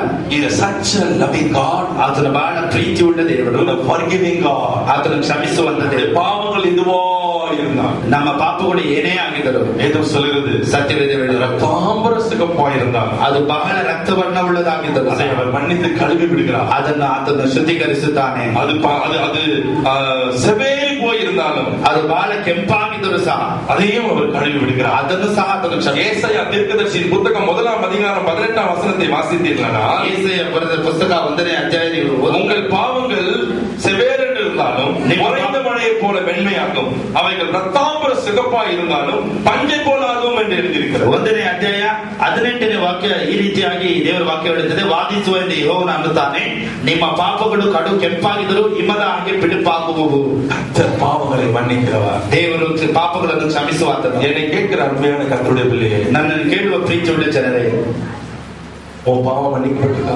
ನಿನ್ನ ಪಾಪವು ಕ್ಷಮಿಸಲ್ಪಟ್ಟಿದೆಯಾ? இன்னைக்கு உங்க பாவம் மன்னிக்கப்பட்டிருக்கா? ಇವತ್ತು ನಿಮ್ಮ ಪಾಪ ಕ್ಷಮಿಸಲ್ಪಟ್ಟಿದೆಯಾ? நீங்க பல கூட்டத்துக்கு போகலாம், ನೀವು ಅನೇಕ ಕೂಟಗಳಿಗೆ ಹೋಗಬಹುದು, பல டெலிவிஷன் ப்ரோக்ராம்ஸ் பார்க்கலாம், ಅನೇಕ ಟೆಲಿವಿಷನ್ ಪ್ರೋಗ್ರಾಮ್ ನೋಡಬಹುದು, அநேக கூட்டத்தில் ஆடி பாடி ஆண்டவரே ஸ்தோத்திரம் சொல்லலாம், ಅನೇಕ ಕೂಟದಲ್ಲಿ ನೀವು ಆಡಿ ನೀವು நடன ಮಾಡಿ ನೀವು ಸ್ತೋತ್ರ ಹೇಳಬಹುದು. நீங்க ஆவியில நிறுத்தி குதிக்கலாம், உருளலாம், படுக்கலாம், பல்ಟಿ போடலாம், ನೀವು ಆತ್ಮದಲ್ಲಿ ತುಂಬಿ ಕೆಳಗಡೆ ಬೀಳಬಹುದು, ಎದ್ದೇಳಬಹುದು, ಪಲ್ಟಿ ಹಾಕಬಹುದು. பாவம் மன்னிக்கப்பட்டிருக்கா? ನಿಮ್ಮ ಪಾಪವು ಕ್ಷಮಿಸಲ್ಪಟ್ಟಿದೆಯಾ? பாவம் மன்னிக்கப்படுமானால் ಪಾಪ ಕ್ಷಮಿಸಲ್ಪಡುವುದಾದರೆ ஜீவியம் தலைகீழாய் மாறும். ನಿನ್ನ ಜೀವಿತ ತಲೆ ಕೆಳಗಾಗಿ ಮಾರ್ಪಡುತ್ತದೆ. சிலரை குறித்து நான் கேள்விப்படுகிறது உண்டு. ಕೆಲವರ ಬಗ್ಗೆ ನಾನು ಕೇಳುವುದು, என்ன பிரதர் அவங்க எல்லாம் ஆவியில் நிறையறாங்க, அந்த கோயில் போறாங்க, இந்த சர்ச்சுக்கு போறாங்க, குதிக்கிறாங்க, கை தையின்னு கட்சியில பார்த்தா அங்க ஒரு பையனோட சுத்திட்டு இருக்கா, அவனை பார்த்தா ஒரு சிகரெட் வச்சு ஊதிட்டு இருக்கான் அப்படின்னு சொல்லுவாங்க. ಕೆಲವರು ಹೇಳ್ತಾರೆ, ಏನ್ ಬ್ರದರ್ ಅವರು ಸಭೆಗೆ ಬರ್ತಾರೆ, ಅವರಿಗೆ ಆತ್ಮದಲ್ಲಿ ತುಂಬುತ್ತಾರೆ, ಕೆಳಗಡೆ ಬೀಳುತ್ತಾರೆ, ಎದ್ದೇಳುತ್ತಾರೆ, ಮತ್ತೆ ಹೊರಗಡೆ ನೋಡಿದ್ರೆ ಯಾರೋ ಒಬ್ಬರ ಜೊತೆ ಹೋಗ್ತಾರೆ, ಆ ಹುಡುಗ ನೋಡಿದ್ರೆ ಸಿಗರೆಟ್ ಸೇರ್ಕೊಂಡು ಹೊರಗಡೆ ಹೋಗುತ್ತಾನೆ. எவ்வளவு இருக்கிறது கேட்கிறது, ಎಷ್ಟು ಕೇವಲವಾಗಿದೆ ಇದನ್ನು ಕೇಳೋದು, எவ்வளவு வருத்தமா இருக்கிறது, ಎಷ್ಟು ದುಃಖವಾಗಿದೆ ಇದನ್ನು ಕೇಳೋದು. உங்களுக்குள்ள இருக்கிற அபிஷேகம், ನಿಮ್ಮಲ್ಲಿರುವಂತಹ ಅಭಿಷೇಕ தேவன் உங்களை மன்னித்தபடியால் உங்களை நிறைத்திருக்கிறது அல்லவா? ದೇವರು ನಿಮ್ಮನ್ನು ಕ್ಷಮಿಸಿರುವುದರಿಂದ ದೇವರು ನಿಮ್ಮನ್ನು ತುಂಬಿಸಿದ್ದಾನೆ. ಯೇಸು ಕ್ರಿಸ್ತುವಿನ ರಕ್ತ உங்களை கழுவினது உண்டானா? ಯೇಸು ಕ್ರಿಸ್ತನ ರಕ್ತವು ನಿಮ್ಮನ್ನು ತೊಳೆಯಲ್ಪಟ್ಟಿರುವುದು ನಿಜವಾದ. சிலுவையில் தொங்கின இயேசுநாதரை நீ தரிசித்தது உண்மையானா? ಸಿಲುಬೆಯಲ್ಲಿ ನೇತಾಕಿರುವಂತಹ ಯೇಸು ಕ್ರಿಸ್ತனை ನೋಡಿರುವುದು ನಿಜವಾದರೆ, இயேசு என்னை உண்மையாய் மன்னித்திருக்கிறார் என்று நீ மனதிலே நீ சிந்தித்திருப்பாயானா? ಯೇಸು ನನ್ನ ನಿಜವಾಗಿ ಕ್ಷಮಿಸಿದ್ದಾನೆಂದು ನಿನ್ನ ಹೃದಯದಲ್ಲಿ ನೀನು ಯೋಚಿಸಿರುವುದಾ? மீண்டும் எப்படி நீ பாவம் செய்வாய்? ಮತ್ತೆ ನೀನು ಹೇಗೆ ಪಾಪ ಮಾಡಲು ಸಾಧ್ಯ? மீண்டும் எப்படி நீ விபச்சாரத்துக்கு ஈடுபடுவாய்? ಮತ್ತೆ ನೀನು ಹೇಗೆ ವ್ಯಭಿಚಾರಕ್ಕೆ ಹೋಗುವುದಕ್ಕೆ ಸಾಧ್ಯ? மீண்டும் எப்படி நீ திருமணத்துக்கு முன்பதாக ஒருவனோடு ஓடுவாய்? ನೀನು ಮತ್ತೆ ಹೇಗೆ ಮದುವೆಗೆ ಮುಂಚೆ ಒಬ್ಬನ ಜೊತೆ ನೀನು ಹೋಗುವಿ? திருமணத்துக்கு முன்பதாக இன்னொரு பெண்ணோடு நீ தொடர்பு வைத்திருப்பாய். ಮದುವೆಗೆ ಮುಂಚೆ ಇನ್ನೊಂದು ಹೆಣ್ಣೊಂದಿಗೆ ನೀನು ಸಂಪರ್ಕ ಇಟ್ಟುಕೊಂಡಿರುತ್ತೀವಿ. மீண்டும் எப்படி நீ பாவம் செய்ய முடியும்? ಮತ್ತೆ ನೀನು ಹೇಗೆ ಪಾಪ ಮಾಡಲು ಸಾಧ್ಯ? அருமையான கர்த்தருடைய பிள்ளையே, ಪ್ರೀತಿಯ ದೇವ ಜನರೇ, இயேசுவை மீண்டும் மீண்டும் மீண்டும் மீண்டும் வருத்தப்படுத்தாதிரு. ನೀವು ಮತ್ತೆ ಮತ್ತೆ ಮತ್ತೆ ಯೇಸು ಕ್ರಿಸ್ತನನ್ನು ದುಃಖಪಡಿಸಬೇಡಿರಿ. இயேசு கிறிஸ்துவை கர்த்தர் என்று அறிந்தும், ಯೇಸು ಕ್ರಿಸ್ತನನ್ನು ದೇವರೆಂದು ಅರಿತು அவரை ஏற்றுக்கொண்டும், ಆತನನ್ನು ಸ್ವೀಕರಿಸಿ அவருடைய ரத்தத்தினால கழுவப்பட்டு, ಆತನ ರಕ್ತದಲ್ಲಿ ತೊಳೆಯಲ್ಪಟ್ಟು மீண்டும் நீங்கள் அவரை அவருக்கு விரோதமாய் பாவம் செய்வீர்களானால், ಮತ್ತೆ ನೀವು ದೇವರಿಗೆ ವಿರುದ್ಧವಾಗಿ ಪಾಪ ಮಾಡುವುದಾದರೆ, தேவனுடைய குமாரனை காலின் கீழ் மிதித்து தன்னை பரிசுத்தம் செய்த உடன்படிக்கையின் ரத்தத்தை அசுத்தம் என்று எண்ணி கிருபையின் ஆவியை நிந்திக்கிறவன் எவ்வளவு கொடிதான ஆக்கினைக்கு உட்படுவான் என்பது, ஆக்கினைக்கு பாத்திரமாக இருப்பான் என்பதை யோசித்து பாருங்கள் என்று சொல்லி எபிரேயர் 10:29 சொல்லுகிறது. ಎಬ್ರಿಯರ್ ಬರೆದ ಪುಸ್ತಕ 10ನೇ ಅಧ್ಯಾಯ 29ನೇ ವಾಕ್ಯ, ಯಾವನು ದೇವ ಕುಮಾರನನ್ನು ತುಳಿದು ಒಡಂಬಡಿಕೆಯನ್ನು ಸ್ಥಿರಪಡಿಸಿದಂತ ತನ್ನನ್ನು ಪವಿತ್ರ ಮಾಡಿದಂತ ರಕ್ತವನ್ನು, ಇಲ್ಲಿ ಸ್ನೇಹಿತ ದೇವರಲ್ಲಿ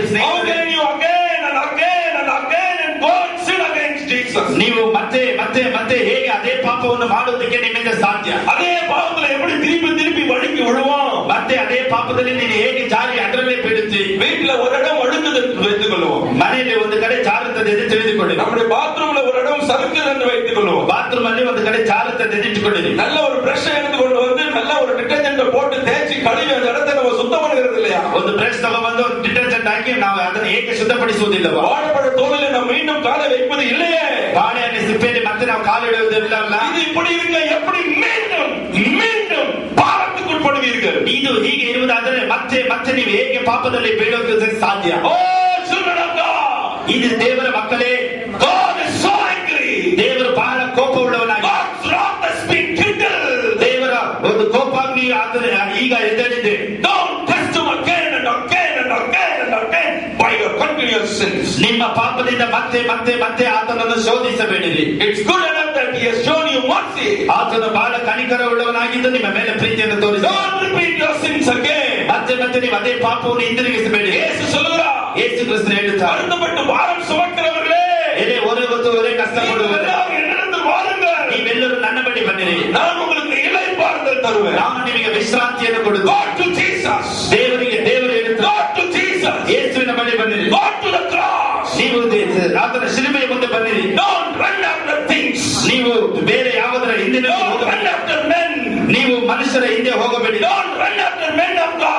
ನೀವು ದೇವರ ಮನುಷ್ಯರ ಹಿಂದೆ ಹೋಗಬೇಡಿ. Don't run after ministries of God. ನೀವು ಯಾವ ಸೇವೆಯ ಹಿಂದೆ ನೀವು ಓಡಿ ಹೋಗಬೇಡಿ. Nobody can deliver you. ಯಾರು ನಿಮ್ಮನ್ನು ಬಿಡಿಸುವುದಕ್ಕೆ ಸಾಧ್ಯ? None of them have given his life for you. ಯಾರು ನಿಮಗಾಗಿ ತನ್ನ ಪ್ರಾಣವನ್ನು ಕೊಡಲಿಲ್ಲ. It was only Jesus and Jesus who shed his even last drop of blood for you. ಅದು ಯೇಸು ಕ್ರಿಸ್ತನು ಮಾತ್ರ ನಿಮಗಾಗಿ ಆತನ ರಕ್ತವನ್ನು ಸುರಿಸಿದ ಆತನು. It is only he who has forgiven you. ಆತನು ಮಾತ್ರವೇ ನಿಮ್ಮ ಪಾಪಗಳನ್ನು ಯೇಸುವಿನ ரத்தமே அல்லாமல், ಯೇಸು ಕ್ರಿಸ್ತನ ರಕ್ತವಲ್ಲದೆ ஒருத்தருடைய ஜெபமும் பாவத்தை மன்னிப்பதில்லை. ಯಾರ ಪ್ರಾರ್ಥನೆ ನಿಮ್ಮ ಪಾಪಗಳು ಕ್ಷಮಿಸಲ್ಪಡುವುದಿಲ್ಲ. ஒருத்தருடைய மனதுருக்கமும் உன்னுடைய பாவத்தை அழுக்கற கழுவுவதில்லை. ಯಾರ ಕನಿಕರವೂ ನಿಮ್ಮ ಆ ಕೊಳೆಯನ್ನು ನೀಗಿಸುವುದಿಲ್ಲ. நீங்கள் இயேசுவின் உண்மையாய் வந்திருப்பீர்களா? ನೀವು ಯೇಸುವಿನ ಬಳಿ ನಿಜವಾಗಿ பாவங்கள் மன்னிக்கப்படும்.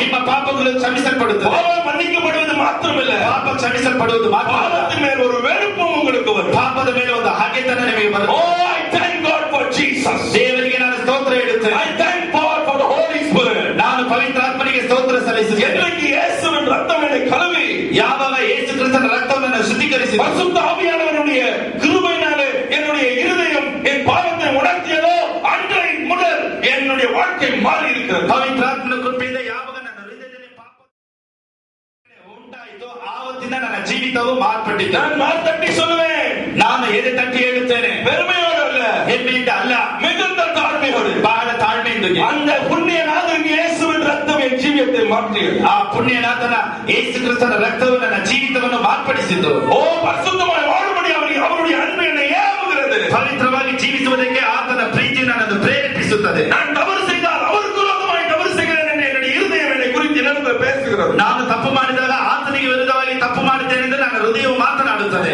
எனக்கு தவறு செய்ய முடியாதா? ನನಗೆ ತಪ್ಪು ಮಾಡುವುದಕ್ಕೆ தவறு செய்ய முடியாதா? ಪಾಪ ಮಾಡುವುದು ಸಾಧ್ಯವಿಲ್ಲವಾ? நான் வயதுக்கு வந்தவன் அல்லவா?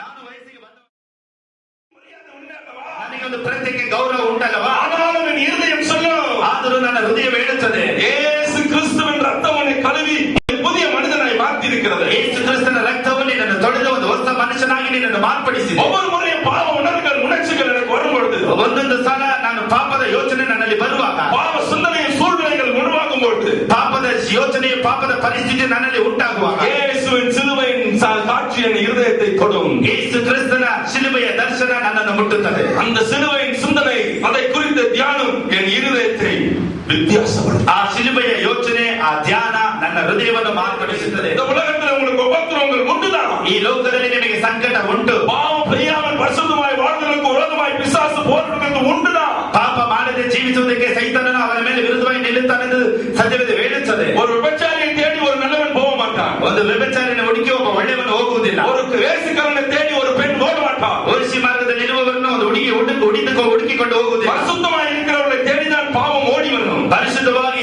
ಇರುವವರನ್ನು ನೋಡಿನೇ ಪಾಪ ಹಿಂದೆ ಹಟ್ಟುತ್ತದೆ. எங்க வெளிச்சம் உண்டோ அங்கே ஈக்கள் உண்டு. ಎಲ್ಲಿ ಅಲ್ಲಿ ಬೆಳಕು ಉಂಟು, ಅಲ್ಲಿ ನೊಣಗಳು ಉಂಟು. அதே போலதான் பரிசுத்தம் இருக்கிற இடத்துல இப்படிப்பட்ட காரியங்கள் வருகிறது உண்டு. ಅದೇ ರೀತಿ ಪರಿಶುದ್ಧ ಇರುವಂತ ಸ್ಥಳದಲ್ಲಿ ಇಂಥ ಕಾರ್ಯಗಳು ಇರುತ್ತದೆ. ஆனால் பரிசுத்தம் பரிசுத்தமே. ಆದರೆ ಪರಿಶುದ್ಧವೇ. தேவனாகிய கர்த்தர் நமக்கு அந்த பரிசுத்தத்தை உள்ளே வைத்திருக்கிறார். ದೇವರಾದ ಕರ್ತನು ನಮ್ಮ ಹೃದಯದಲ್ಲಿ தேவ ஆவியானவர் மூலமாய் அந்த அன்பு நம்முடைய இருதயத்தில் ஊற்றப்பட்டிருக்கிறது. ದೇವರ ಆತ್ಮದಿಂದ ಆ ಪ್ರೀತಿಯು ನಮ್ಮ ಹೃದಯದಲ್ಲಿ ಸುರಿಸಲ್ಪಟ್ಟಿದೆ. அந்த அன்பு ரெண்டு வித்தியாசப்படும். ಆ ಪ್ರೀತಿ ಆ ಎರಡು ವ್ಯತ್ಯಾಸವನ್ನು ಉಂಟು. நம்ம நினைச்சுக்கிறோம் தேவனுடைய அன்பு நமக்குள்ள இருக்கிறோம். we are loving somebody. ನಾವು ತಿಳಿದುಕೊಳ್ಳುತ್ತೇವೆ ದೇವರ ಪ್ರೀತಿ ನಮ್ಮಲ್ಲಿ ಇರುವುದಾದರೆ ನಾವು ಬೇರೊಬ್ಬರನ್ನು ಪ್ರೀತಿಸುತ್ತೇವೆ. அதனால கிறிஸ்மஸ் நல்ல ஒரு சட்டை நல்ல ஒரு சேலை வாங்கி கொடுத்துடலாம். ಆದ್ದರಿಂದ ಕ್ರಿಸ್ಮಸ್ಗೆ ಒಂದು ಶರ್ಟ್ ಅನ್ನು ಒಂದು ಸೀರೆಯನ್ನು ನಾವು ತೆಗೆದುಕೊಳ್ಳೋಣ. ஒரு பெரிய கேக் வாங்கி I can give it to my enemy. ನಾನು ಒಂದು ದೊಡ್ಡ ಕೇಕ್ ಅನ್ನು ತೆಗೆದುಕೊಂಡು ನನ್ನ ಶತ್ರುಗಳಿಗೆ ಕೊಡಬಹುದು. This is secondary. ಇದು ಎರಡನೆಯದು. What is the first law? ಆದರೆ ಒಂದನೇದೇನು? Why the Holy Spirit has poured that love in us. ನಿಮ್ಮ ಹೃದಯದಲ್ಲಿ ಪವಿತ್ರಾತ್ಮನ ಪ್ರೀತಿ Love is towards Jesus. ಆ ಪ್ರೀತಿ ಯೇಸು ಕ್ರಿಸ್ತನನ್ನು ನೋಡುತ್ತದೆ. ஊற்றப்பட்டிருக்கிற தேவ அன்பு எதுக்குயா? இயேசுவை நேசிக்க.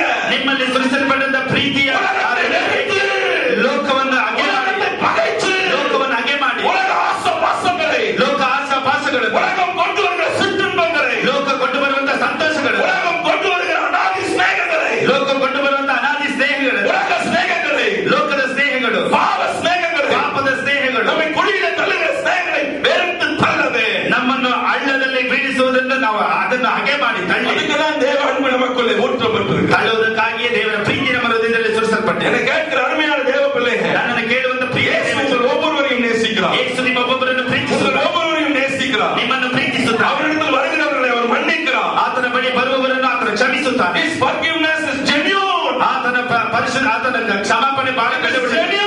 ಆತನ ಕ್ಷಮಾಪಣೆ ಬಹಳ ಬೆಲೆ ಉಳ್ಳದು. நீங்கள் அவரிடத்தில் மன்னிப்பு கேட்டு இருப்பீர்களானால் அது உண்மையாகவே மன்னிக்கப்பட்டிருக்கிறது. ನೀವು ಆತನ ಬಳಿ ಕ್ಷಮಾಪಣೆ ಕೇಳಿರುವುದಾದರೆ ನಿಜವಾಗಿಯೂ ಅದು ಕ್ಷಮಿಸಲ್ಪಟ್ಟಿರುತ್ತದೆ. ஆனால் மீண்டும் பாவம் செய்யாது. ಆದರೆ ಮತ್ತೆ ನೀನು ಪಾಪ ಮಾಡು. Why should we fear God? ಯಾಕೆ ನಾವು ದೇವರಿಗೆ ಭಯಪಡಬೇಕು? ஏன் தேவனுக்கு பயப்பட வேண்டும்? ಯಾಕೆ ದೇವರಿಗೆ ಭಯಪಡಬೇಕು? நம்மை மன்னிக்கும்படி அவர் இருக்கிறார். ನಮ್ಮನ್ನು ಕ್ಷಮಿಸುವುದಕ್ಕಾಗಿ ಆತನು ಇದ್ದಾನೆ. உம்மிடத்தில் பயப்படும்படிக்கு உம்மிடத்தில் மன்னிப்பு உண்டு. ಆತನಿಗೆ ಭಯಪಡುವುದಕ್ಕಾಗಿ ನಿಮ್ಮಲ್ಲಿ ಕ್ಷಮಾಪಣೆ ಉಂಟು. இப்ப விளங்குதா? ಈಗ ಸತ್ಯವೇದವು ಹೇಳುತ್ತದೆ. சங்கீதம் 103 ಕೀರ್ತನೆ 103 13ஆம் வாக்கியம். தகப்பன் தன் பிள்ளைகளுக்கு இறங்குகிறது போல கர்த்தர் தமக்கு பயப்படுகிறவர்களுக்கு இறங்குகிறார். ತಂದೆಯು ಮಕ್ಕಳನ್ನು ಕನಿಕರಿಸುವಂತೆ ಯೆಹೋವನು ತನ್ನಲ್ಲಿ ಭಯಭಕ್ತಿ ಉಳ್ಳವರನ್ನು ಕನಿಕರಿಸುತ್ತಾನೆ. அதே மாதிரி ಅದೇ ರೀತಿ 11ஆம் வாக்கியத்தை வாசித்தீங்கன்னா 11ನೇ ವಾಕ್ಯ ಓದಿ. பூமிக்கு வானம் எவ்வளவு உயரமாய் இருக்கிறதோ ಭೂಮಿಯ ಮೇಲೆ ಆಕಾಶಗಳು ಎಷ್ಟು ಉನ್ನತ, அவருக்கு பயப்படுகிறவர்கள் மேல் அவருடைய கிருபையும் அவ்வளவு பெரிதாய். ಆತನಲ್ಲಿ ಭಯಭಕ್ತಿ ಉಳ್ಳವರ ಮೇಲೆಯೂ ಆತನ ಕೃಪೆಯು ಅಷ್ಟು ಅಪಾರವಾಗಿದೆ. நேரம் இல்லாதபடியால் நான் சுருக்கமாய் 2 குறிப்புகளை ஒரே இதில் கொண்டு வந்து சொல்லுகிறேன். ಸಮಯವಿಲ್ಲದೆ ಇರುವುದರಿಂದ 2 ಭಾಗವನ್ನು ನಾನು ಒಂದೇ ಸಲ ನಿಮಗೆ ಹೇಳುತ್ತೇನೆ. ஏன் கர்த்தருக்கு பயப்பட வேண்டும்? ಯಾಕೆ ದೇವರಿಗೆ ಭಯಪಡಬೇಕು? அவருடைய மன்னிப்பு, அவருக்கு மன்னிப்பு உண்டு. ಆತನಲ್ಲಿ ಕ್ಷಮಾಪಣೆ ಉಂಟು. இரண்டாவது ஏன் கர்த்தருக்கு பயப்பட வேண்டும்? ಎರಡನೇದು ಯಾಕೆ ದೇವರಿಗೆ ಭಯಪಡಬೇಕು? சொல்றது அவருடைய கிருபை உண்டு. ಆತನ ಬಳಿ ಕೃಪೆ ಉಂಟು. இரண்டாவது அவரிடத்துல இரக்கம் உண்டு. ಎರಡನೇದು ಆತನ ಬಳಿ ಕನಿಕರ ಉಂಟು. ஸ்தோத்திரம் சொல்லுங்க. ದೇವರಿಗೆ ಸ್ತೋತ್ರ. ஹalleluya. அவருக்கு பயப்படுறவங்க மேல அவருடைய இரக்கத்தை அவர் வைக்கிறார். ದೇವರಿಗೆ ಭಯಪಡುವವರ ಮೇಲೆ ಆತನ ಕನಿಕರವನ್ನು ಇಡುತ್ತಾನೆ. அவருக்கு பயப்படுறவங்க மேல அவருடைய கிருபை அவர் வைக்கிறார். ದೇವರಿಗೆ ಭಯಪಡುವವರ ಮೇಲೆ ಆತನ ಕೃಪೆಯನ್ನು ಇಡುತ್ತಾನೆ. பயப்படணும்னா என்ன அர்த்தம்? ಭಯಪಡಬೇಕಂದ್ರೆ ಏನರ್ಥ? கை காலெல்லாம் நடுங்கின்னு, ಕೈ ಕಾಲೆಲ್ಲ ನಡಿಗೆ ಹೋಗಿ கை ஆடிட்டு, ಹಾಗೆ ಕೈಯೆಲ್ಲ ಆಡಿಸಿಕೊಂಡು, கையை கட்டிக்கின்னு, ಕೈಯನ್ನು ಕಟ್ಟಿಕೊಂಡು, காலை கட்டிக்கின்னு, ಕಾಲನ್ನು ಕಟ್ಟಿಕೊಂಡು, ஒரு துண்டை கட்டிக்கின்னு, தொட்டದಲ್ಲಿ ಒಂದು ತುಂಡ. அந்த காலத்துல அடிமைகள் முதலாளிகளுக்கு முன்னால நிற்கும் போது கையெல்லாம் கட்டிட்டு நிக்கிறாங்க. அதுவா? ಆ ಕಾಲದಲ್ಲಿ ದಾಸತ್ವದಲ್ಲಿರುವವರು ಕೈಯೆಲ್ಲ ಕಟ್ಟಿಕೊಂಡು ಯಜಮಾನನ ಮುಂದೆ ನಿಲ್ಲುತ್ತಾರೆ. ಆಗಯ அது that is not a fear, reverential fear. ಅದು ಬಂದು ಘನವುಳ್ಳ ಒಂದು ಭಯವಲ್ಲ. இது தேவன் மேல இருக்கிற அன்பின் நிமித்தமாக ದೇವರ ಮೇಲೆ ಇರುವಂತ ಪ್ರೀತಿಯ ನಿಮಿತ್ತ நாம் கர்த்தருக்கு பயப்படுகிறோம். ದೇವರಿಗೆ ಭಯಪಡುತ್ತೇವೆ. அவர் என்னை நேசிக்கிறது மாத்திரமல்ல, ದೇವರು ನನ್ನನ್ನು ಪ್ರೀತಿಸುವುದು என்னை ಮಾತ್ರ, மன்னிக்கிறது மாத்திரமல்ல, ನನ್ನನ್ನು ಕ್ಷಮಿಸುವುದು என் ಮಾತ್ರ, மேல அவருடைய கிருபையை வைக்கிறார். ನನ್ನ ಮೇಲೆ ಆತನ ಕೃಪೆಯನ್ನು ಇಡುತ್ತಾನೆ. என் மேல அவர் இரக்கமா இருக்கிறார். இருக்கிறார். ನನ್ನ ಮೇಲೆ ಆತನ ಕನಿಕರ ಉಳ್ಳವನಾಗಿ, எவன் மேல் இரக்கமாய் இருக்க சித்தமாய் இருப்பேனோ ನಾನು ಆತನ ಮೇಲೆ ಯಾವನ ಮೇಲೆ ಕೃಪೆ இரக்கமாய் இருக்கிறேன் என்று ನಾನು ಅವನ ಮೇಲೆ ಕನಿಕರ ಉಳ್ಳವನಾಗಿದ್ದೆ. கர்த்தருக்கு மகிமை உண்டாக. ದೇವರಿಗೆ ಮಹಿಮೆ ಉಂಟಾಗಲಿ. ஹalleluya ஹalleluya ஹalleluya ஹalleluya ஹalleluya ஹalleluya ஹalleluya ஹalleluya ஹalleluya. கர்த்தருக்கு மகிமை உண்டாக. ದೇವರಿಗೆ ಮಹಿಮೆ ಉಂಟಾಗಲಿ. ஒரே ஒரு கார்ல ಒಂದೇ ಒಂದು ಕಾರಿನಲ್ಲಿ 5 பேர் போனாங்க. 5 ಜನ ಹೋದ್ರು. எல்லாரும் நல்ல பிள்ளைங்க, ಎಲ್ಲರೂ ಒಳ್ಳೆ ಹುಡುಗರು, எல்லாரும் ஜாலியா பாட்டு பாடிட்டு காரை ஓட்டிட்டு போனாங்க. ಎಲ್ಲ ಜಾಲಿಯಾಗಿ ಆಡದ ಕಾರ್ ಓಡಿಸ್ಕೊಂಡು ಹೋದ್ರು. ஆனா திடீரென்று எதிர்க்க ஒரு லாரி வந்தது. ತಕ್ಷಣ ಎದುರಿನಲ್ಲಿ ಒಂದು ಲಾರಿ ಬಂತು. காரும் லாரியும் எதிர்க்கு எதிர்காய் மோதிக்கொண்டது. ಕಾರು ಲಾರಿ ಹಾಗೆ ಎದುರುಗಡೆ ಹಾಗೆ ದಿಕ್ಕಿ ಮೋದಿಕೊಂಡಿತ್ತು. அதுல 4 பேர் செத்து போனாங்க. ಅದರಲ್ಲಿ 4 ಜನ ತೀರಿ ಹೋದರು. ஒரೇ ஒருத்தன் உயிரோடு இருந்தான். ಒಬ್ಬನೇ ಮಾತ್ರ ಜೀವಂತವಾಗಿದ್ದರು. அவனை கேட்ட என்ன சொல்லுவான்? ಅವನನ್ನು ಕೇಳಿದ್ರೆ ಏನ್ ಹೇಳ್ತಾನೆ? அவருடைய இரக்கம் ಆತನ கேட்டு பாருங்க. ಅದನ್ನ ನೀ ಕೇಳಿ ನೋಡಿ. எப்ப நீ மாத்திரம் எப்படி தப்பிச்சுக்கிட்ட? ನೀನ್ ಮಾತ್ರ ಹೇಗೆ ತಪ್ಪಿಸಿಕೊಂಡೆ? ஒரு தம்பி செஞ்சா, ಒಂದು ತಮ್ಮ ಹೇಳಿದ, கார் அப்பளம் மாதிரி நொறுக்கி வச்சு, ಕಾರು ಬಂದು ಆಗ್ಲೇ ಹಪ್ಪಳ ತರ ಹಾಗೆ ಜಜ್ಜಿ ಹೋಯ್ತು. நான் உயிரோடு தப்பிச்சிட்டேன். ನಾನ್ ಮಾತ್ರ ಜೀವಿತವಾಗಿ ತಪ್ಪಿಸಿಕೊಂಡೆ. எப்படி தப்பிச்சிட்டேன்? ಹೇಗೆ ತಪ್ಪಿಸಿಕೊಂಡೆ? எனக்கு சொல்ல தெரியலையா? அதுதான் அவருடைய இரக்கம். ನನಗೆ ಹೇಳೋದಕ್ಕೆ ಗೊತ್ತಿಲ್ಲ. ಅದೇ ಆತನ ಕನಿಕರ. கூட இருக்கிறவன் செத்து போயிடுவான், ನನ್ನ ಜೊತೆ ಇದ್ದವನು ಸತ್ತು ಹೋದನು, கூட நடந்தவன் போயிடுவான், ಜೊತೆ ನಡ್ಕೊಂಡು ಬಂದನು. ஆனா நமக்கோ தேவன் கிருபை இருக்கிறார். ಆದ್ರೆ ನಮಗೂ ದೇವರ ಕೃಪೆ, நம்ம மேல அவர் இரக்கமா இருக்கிறார். ನಮ್ಮ ಮೇಲೆ ಆತನ ಕನಿಕರ. ஏன் அவருக்கு பயப்படுறோம்? ಯಾಕೆ ಆತನಿಗೆ ಭಯಪಡುತ್ತೇವೆ? மத்தவன் தப்பு செஞ்சா ஒரே அடி உழுந்து போயிடும். ಮತ್ತೊಬ್ಬನ ತಪ್ಪು ಮಾಡಿದ್ರೆ ಒಂದೇ ಇಟ್ಟು ಬಿದ್ದು ಹೋಗುತ್ತಾನೆ. துன்மார்க்கனுக்கு இரக்கமே ಇಲ್ಲ. ದುರ್ಮಾರ್ಗನಿಗೆ ಆತನಿಗೆ ಕನಿಕರವೇ ಇಲ್ಲ. அவன் சடியில கடுதியில விழுந்து சாவான். ಅವನು ಕ್ಷಣದಲ್ಲೇ ಬಿದ್ದು ಸಾಯ್ತಾನೆ. துன்மார்க்கனுக்கு நம்மளுக்கு என்ன வித்தியாசம்? ದುರ್ಮಾರ್ಗರಿಗೂ ನಮಗೂ ದುಷ್ಟರಿಗೂ ನಮಗೂ ಏನು ವ್ಯತ್ಯಾಸ? அவன் செஞ்சதே நம்ம செஞ்சோம். ಅವನು ಮಾಡಿದ್ರೆ ನಾವು ಮಾಡಿದ್ವಿ. அவன் குடிச்சா நம்மளும் குடிச்சோம். ಅವನು ಕುಡಿದ್ರೆ ನಾವು ಕುಡಿದೆವು. அவனை விபச்சாரம் பண்ணா நம்மளும் விபச்சாரம் பண்ணோம். ಅವನು ವ್ಯಭಿಚಾರ ಮಾಡಿದ್ರು ನಾವು ವ್ಯಭಿಚಾರ. அவனும் தேவனை தேடல, நம்மளும் தேவனை தேடல. ಅವನು ದೇವರನ್ನು ಹುಡುಕಲಿಲ್ಲ, ನಾವು ದೇವರನ್ನು ಹುಡುಕಲಿಲ್ಲ. அவனு லஞ்சம் வாங்கினா நம்மளும் லஞ்சம் வாங்கணும். ಅವನು ಲಂಚ ತೆಗೆದುಕೊಂಡ, ನಾವು ಲಂಚ ತೆಗೆದುಕೊಂಡ. அவனு கர்த்தருக்கு விரோதமா பேசுறா, நம்மளும் கர்த்தருக்கு விரோதமா பேசுறோம். ಅವನು ದೇವರಿಗೆ ವಿರುದ್ಧವಾಗಿ ಮಾತನಾಡಿದೆ, ನಾವು ದೇವರಿಗೆ அவனும் தேவனை மறந்தா நம்மளும் தேவனை மறந்திருந்தோம். ಅವನು ದೇವರನ್ನು ಮರೆತಿದ್ದ, ನಾವು ದೇವರನ್ನು ಮರೆತಿದ್ದೆವು. இன்னைக்கு அவன் இல்ல, நம்ம இருக்கிறோம். ಇವತ್ತು ಅವನಿಲ್ಲ, ನಾವಿದ್ದೇವೆ. எப்படி? ಹೇಗೆ? எப்படி? ಹೇಗೆ சொல்லுங்க எப்படி? இன்னும் அவன் மன்னிக்கப்படல, நம்ம மன்னிக்கப்பட்டிருக்கோம். ಅವನಿನ್ನ ಕ್ಷಮೆ ಹೊಂದಲಿಲ್ಲ, ನಾವು ಕ್ಷಮೆ ಹೊಂದಿದ್ದೇವೆ. இன்னும் அவனுக்கு இயேசு தெரியல, நமக்கு தெரியுது. ಇನ್ನು ಅವನಿಗೆ ಏಸು ಗೊತ್ತಿಲ್ಲ, ನಮಗೆ ಗೊತ್ತಿದೆ. அவன் மன்னிச்சா நரகத்துக்கு போவான், நீங்க மன்னிச்சீங்கன்னா பரலோகத்துக்கு போவீங்க. ಅವನು ಸತ್ತರೆ ನರಕಕ್ಕೆ ಹೋಗುತ್ತಾನೆ, ನೀವು ಸತ್ತರೆ ಪರಲೋಕಕ್ಕೆ ಹೋಗುತ್ತೀರಿ. ಯಾಕೆ? What is the difference? ಏನು ವ್ಯತ್ಯಾಸ? Tell me, what is the difference? ಹೇಳಿ, ಏನು ವ್ಯತ್ಯಾಸ? அதுதான் தேவன் நம்ம மேல் வைத்த இரக்கம். ಅದೇ ದೇವರು ನಮ್ಮ ಮೇಲೆ ಇಟ್ಟಿರುವಂತ ಕನಿಕರ. அதுதான் தேவன் நம்ம மேல் வைத்த கிருபை. ಅದೇ ದೇವರು ನಮ್ಮ ಮೇಲೆ ಇಟ್ಟಿರುವಂತ. எப்படி உட்கார்ந்திருக்கணும்? ಹೇಗೆ ಕುಳಿತಿದ್ದೇವೆ? அந்த வியாதியில போயிருக்கணுமே. ಬಂದ ವ್ಯಾಧಿಯಲ್ಲಿ ನಾವು ಹೋಗಿರಬೇಕಲ್ಲ. ஒரு நாள் அழுத, ಒಂದು ದಿನ ನಾವು ಅತ್ತೇವೆ. I was weeping like a child. ನಾನು ಮಗುವ ಹಾಗೆ ನಾನು ಅಳುತ್ತಿದ್ದೇನು.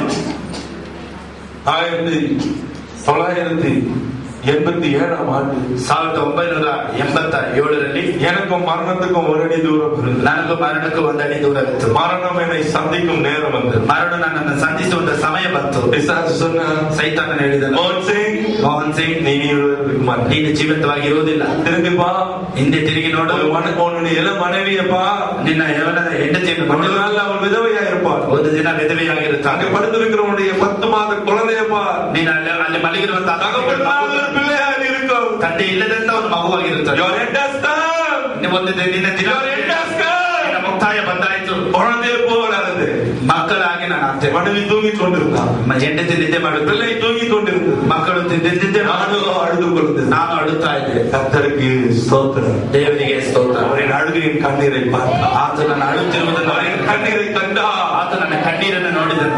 தன் பாவத்தை மறைக்கிறவன் வாழ்வடைய மாட்டான். ಪಾಪಗಳನ್ನು ಮುಚ್ಚಿಕೊಳ್ಳುವವನು, அதை அறிக்கை செய்து இட்டு விடுகிறவனோ இரக்கம் பெறுவான். ಅದನ್ನು ಅರಿಕೆ ಇಟ್ಟು ಬಿಟ್ಟು ಬಿಡುವವನು ಅದನ್ನು ದೇವರ பாவத்தை அறிக்கை செய்து, ಪಾಪಗಳನ್ನು ಅರಿಕೆ ಮಾಡಿದೆ, என் குற்றங்களை அறிக்கை செய்து, ತಪ್ಪುಗಳನ್ನು ಅರಿಕೆ ಮಾಡಿದೆ, சின்ன சின்ன பெரிய பெரிய எல்லா தவறுகளையும் கர்த்தருக்கு முன்பதாக அறிக்கை செய்து, ಚಿಕ್ಕ ಚಿಕ್ಕ ದೊಡ್ಡ ಪಾಪ ಎಲ್ಲ ದೇವರ ಮುಂದೆ ಅರಿಕೆ ಮಾಡಿದನು. ஆண்டவரே, ದೇವರೇ, எனக்கு நீ இறங்குவீரானோ, ನನಗೆ ನೀನು ಕನಿಕರ ತೋರಿಸು, உமக்கு முன்பதாக உண்மையும் உத்தமமா இருப்பேன் என்று சொன்னேன். ನಿನ್ನ ಮುಂದೆ ನಾನು ನಿಜವಾಗಿ ನಂಬಿಕಸ್ಥನಾಗಿ ಇರುತ್ತೇನೆ. அவருடைய கிருபை, ಆತನ ಕೃಪೆಯು, அவருடைய இரக்கம், ಆತನ ಕನಿಕರ பெரியது பிரியமானது. ದೊಡ್ಡದು ಪ್ರಿಯವಾದ ಜನ. அவர் எனக்கு இறங்கினார், ದೇವರು ನನಗೆ ಕನಿಕರ, அவர் எனக்கு இறங்கினார். ಆತ ನನಗೆ ಕನಿಕರ ತೋರಿಸಿ. 1987 ஆண்டு இது நடந்தது. 1987ರಲ್ಲಿ ಇದು ನಡೆಯಿತು. 21 வருஷம், 21 ವರ್ಷ உயிரோடு தான் இருக்கிறேன். ಜೀವಂತವಾಗಿ. ஹalleluya, ஹalleluya, ஹalleluya. எப்படி? ಹೇಗೆ? இதுதான் அவருடைய இரக்கம். ಅದೇ ಆತನ ಕನಿಕರ. அதே இரக்கம் இன்றைக்கு உங்கள் மேல் பாய்ந்து வரும். ಅದೇ ಕನಿಕರ ಇವತ್ತು ನಿಮ್ಮ ಮೇಲೆ அதே வலதுருக்கம் இன்றைக்கு உங்கள் மேல் பாய்ந்து வரும். ಅದೇ ಕನಿಕರ ನಿಮ್ಮ ಮೇಲೆ ಇಳಿದು ಬರ್ತದೆ. எத்தனை காலம் இந்த வியாதியை உயிரை குடிக்கும்? ಎಷ್ಟು ಕಾಲ ಈ ವ್ಯಾಧಿ ನಿಮಗೆ ಇರುತ್ತೆ? எத்தனை காலம் நான் இப்படி வாஞ்சியோடு இருப்பேன் என்று நீங்கள் கவலைப்பட வேண்டிய அவசியம் இல்லை. ಎಷ್ಟು ಕಾಲ ನಾನು ಇದೇ ವ್ಯಾಧಿಯಲ್ಲಿ ಇರುತ್ತೇನೆ ಎಂದು ನೀವು ಯೋಚಿಸುವುದು ಬೇಡ. எனக்கு இறங்கிடுவா, ನನಗೆ ಕನಿಕರ ತೋರಿ, உங்களுக்கு இறங்குவா, ನಿಮಗೆ ಕನಿಕರ ತೋರಿ, எனக்கு உதவி செய்தவா, ನನಗೆ ಸಹಾಯ ಮಾಡಿದವ, உங்களுக்கு உதவி செய்வா, ನಿಮಗೂ ಸಹಾಯ ಮಾಡುವುದು, எனக்கு ನನಗೆ ஜீவனை கொடுத்தவா, ಜೀವವನ್ನು ಕೊಡುವ, உங்களுக்கு ஜீவனை கொடுப்பா, ನಿಮಗೂ ಜೀವವನ್ನು என்னை ಕೊಡುವ, வாழ வைத்தவா, ನನ್ನನ್ನು ಬಾಳಲು உங்களை வாழ வைப்பா, ನಿಮಗೂ ಬಾಳಲು ಕೊಡುವ. ஹalleluya. ಕೋಟಿ ಕೋಟಿ ದೇವರಿಗೆ ಕೋಟ್ಯಾನು ಕೋಟಿ ಸ್ತೋತ್ರ.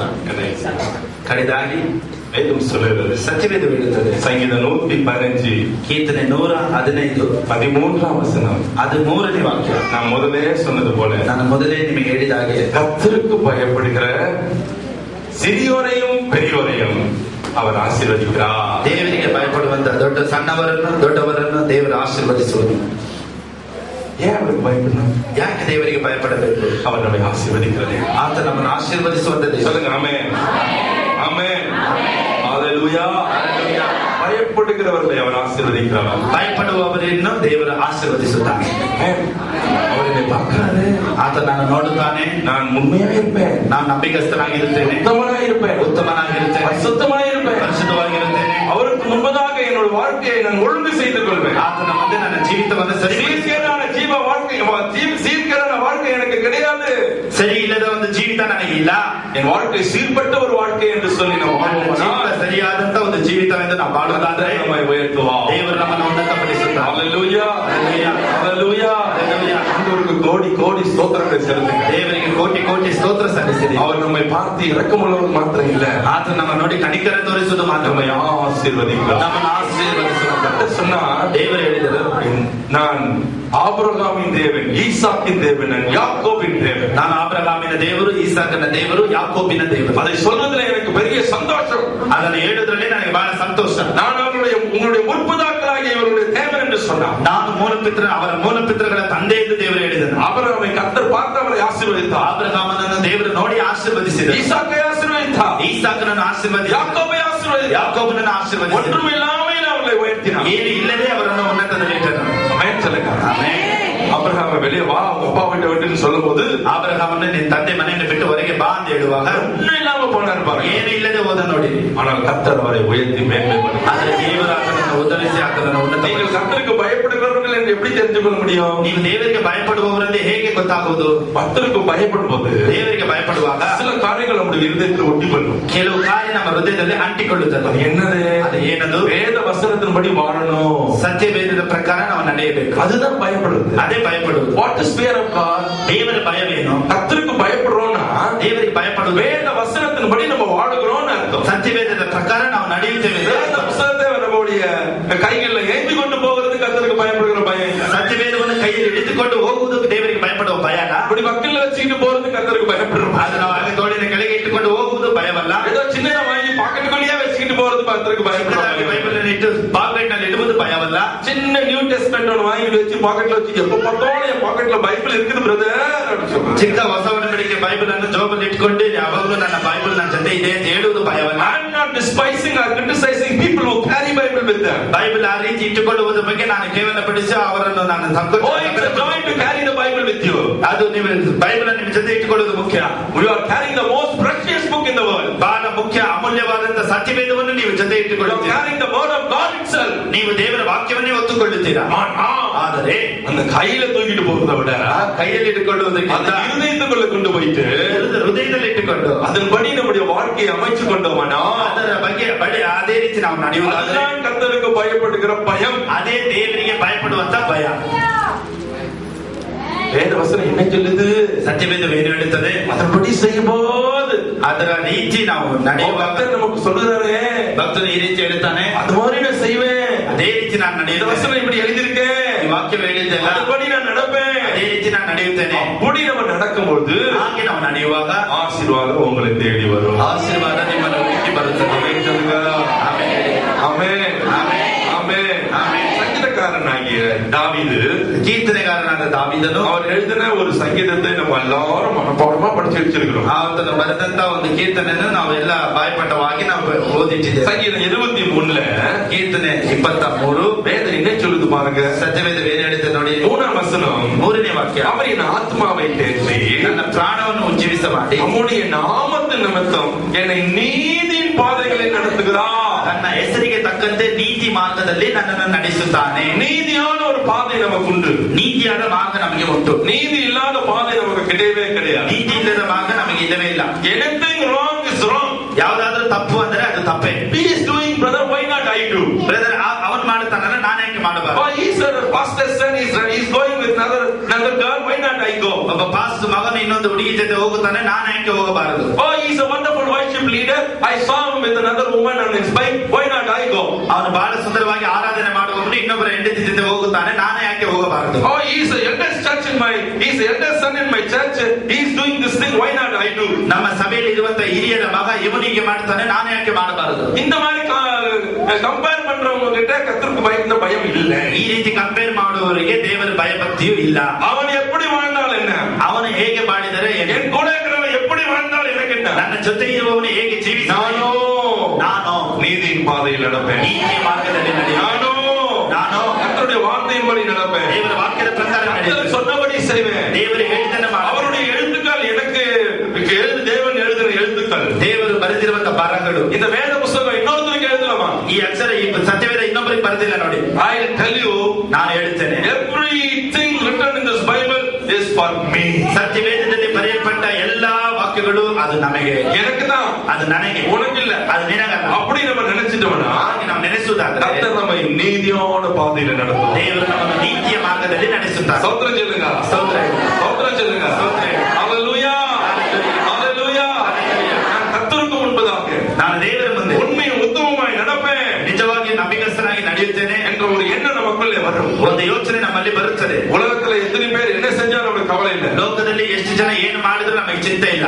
பக்கத்துல ஆபீஸ்ல பக்கத்துல இருக்கிறவங்க எது செஞ்சா நமக்கு கவலை இல்லை. ಆಫೀಸಲ್ಲಿ ಪಕ್ಕದಲ್ಲಿ ಇರೋರು ಏನು ಮಾಡಿದ್ರು ನಮಗೆ ಚಿಂತೆ ಇಲ್ಲ. பாருங்க பிரதர், ನೋಡಿ ಬ್ರದರ್, அவங்க என்னோட சீனியர், ಅವರು ನಮಗಿಂತ ಸೀನಿಯರ್. எனக்கு தான் அவங்க தான் எனக்கு இந்த ஆபீஸ் ஒர்க் எல்லாம் சொல்லி கொடுத்தாங்க. ಅವರೇ ನಮಗೆ ಆಫೀಸ್ ಕೆಲಸವನ್ನ ನಮಗೆ ಹೇಳಿಕೊಟ್ಟರು. She is very senior to me in age also. ಅವರು ಬಂದು ನನ್ನ ವಯಸ್ಸಿನಲ್ಲೂ ಬಹಳ ಸೀನಿಯರ್ ಆಗಿದ್ದಾರೆ. அவங்க நல்ல ஒரு ஆவிக்குரிய சர்ச்சுக்கு போறாங்க. ಅವರು ಬಹಳ ಆತ್ಮಿಕ ಒಂದು ಸಭೆಗೆ ಹೋಗುತ್ತಿದ್ದಾರೆ. அவங்க அந்த ஆபீஸ்லயே பிரேயர் மீட்டிங் எல்லாம் அவங்க தான் கண்டக்ட் பண்ணுவாங்க. ಆಫೀಸಲ್ಲೇ ಪ್ರೇಯರ್ ಮೀಟಿಂಗ್ ಅನ್ನ ಅವರೇ ಕಂಡಕ್ಟ್ ಮಾಡೋದು. ಕ್ರಿಸ್ಮಸ್ ಫಂಕ್ಷನ್ ಎಲ್ಲ அவங்க தான் ಕಂಡಕ್ಟ್ பண்ணுவாங்க. ಕ್ರಿಸ್ಮಸ್ ಫಂಕ್ಷನ್ ಎಲ್ಲ ಅವರೇ ಕಂಡಕ್ಟ್ ಮಾಡೋದು. ஆனா அவங்க ஆபீஸ்ல பாதி நேரம் இருக்க மாட்டாங்க. ಆದ್ರೆ ಆಫೀಸಲ್ಲಿ ಅರ್ಧ ಸಮಯ ಅವ್ರು ಇರೋದಿಲ್ಲ. ஆபீஸ் நேரத்துல தான் போய் வேற ஏதாவது வேலை செய்வாங்க. ಆಫೀಸ್ ಸಮಯದಲ್ಲಿ ಬೇರೆ ಏನಾದ್ರು ಕೆಲಸ நான் செய்யாம இருந்தா ಇದು ನಾನು ಮಾಡದೇ ಇದ್ರೆ ಏನು, அப்படி இல்ல நம்ம ಹಾಗೆ ಅಲ್ಲ.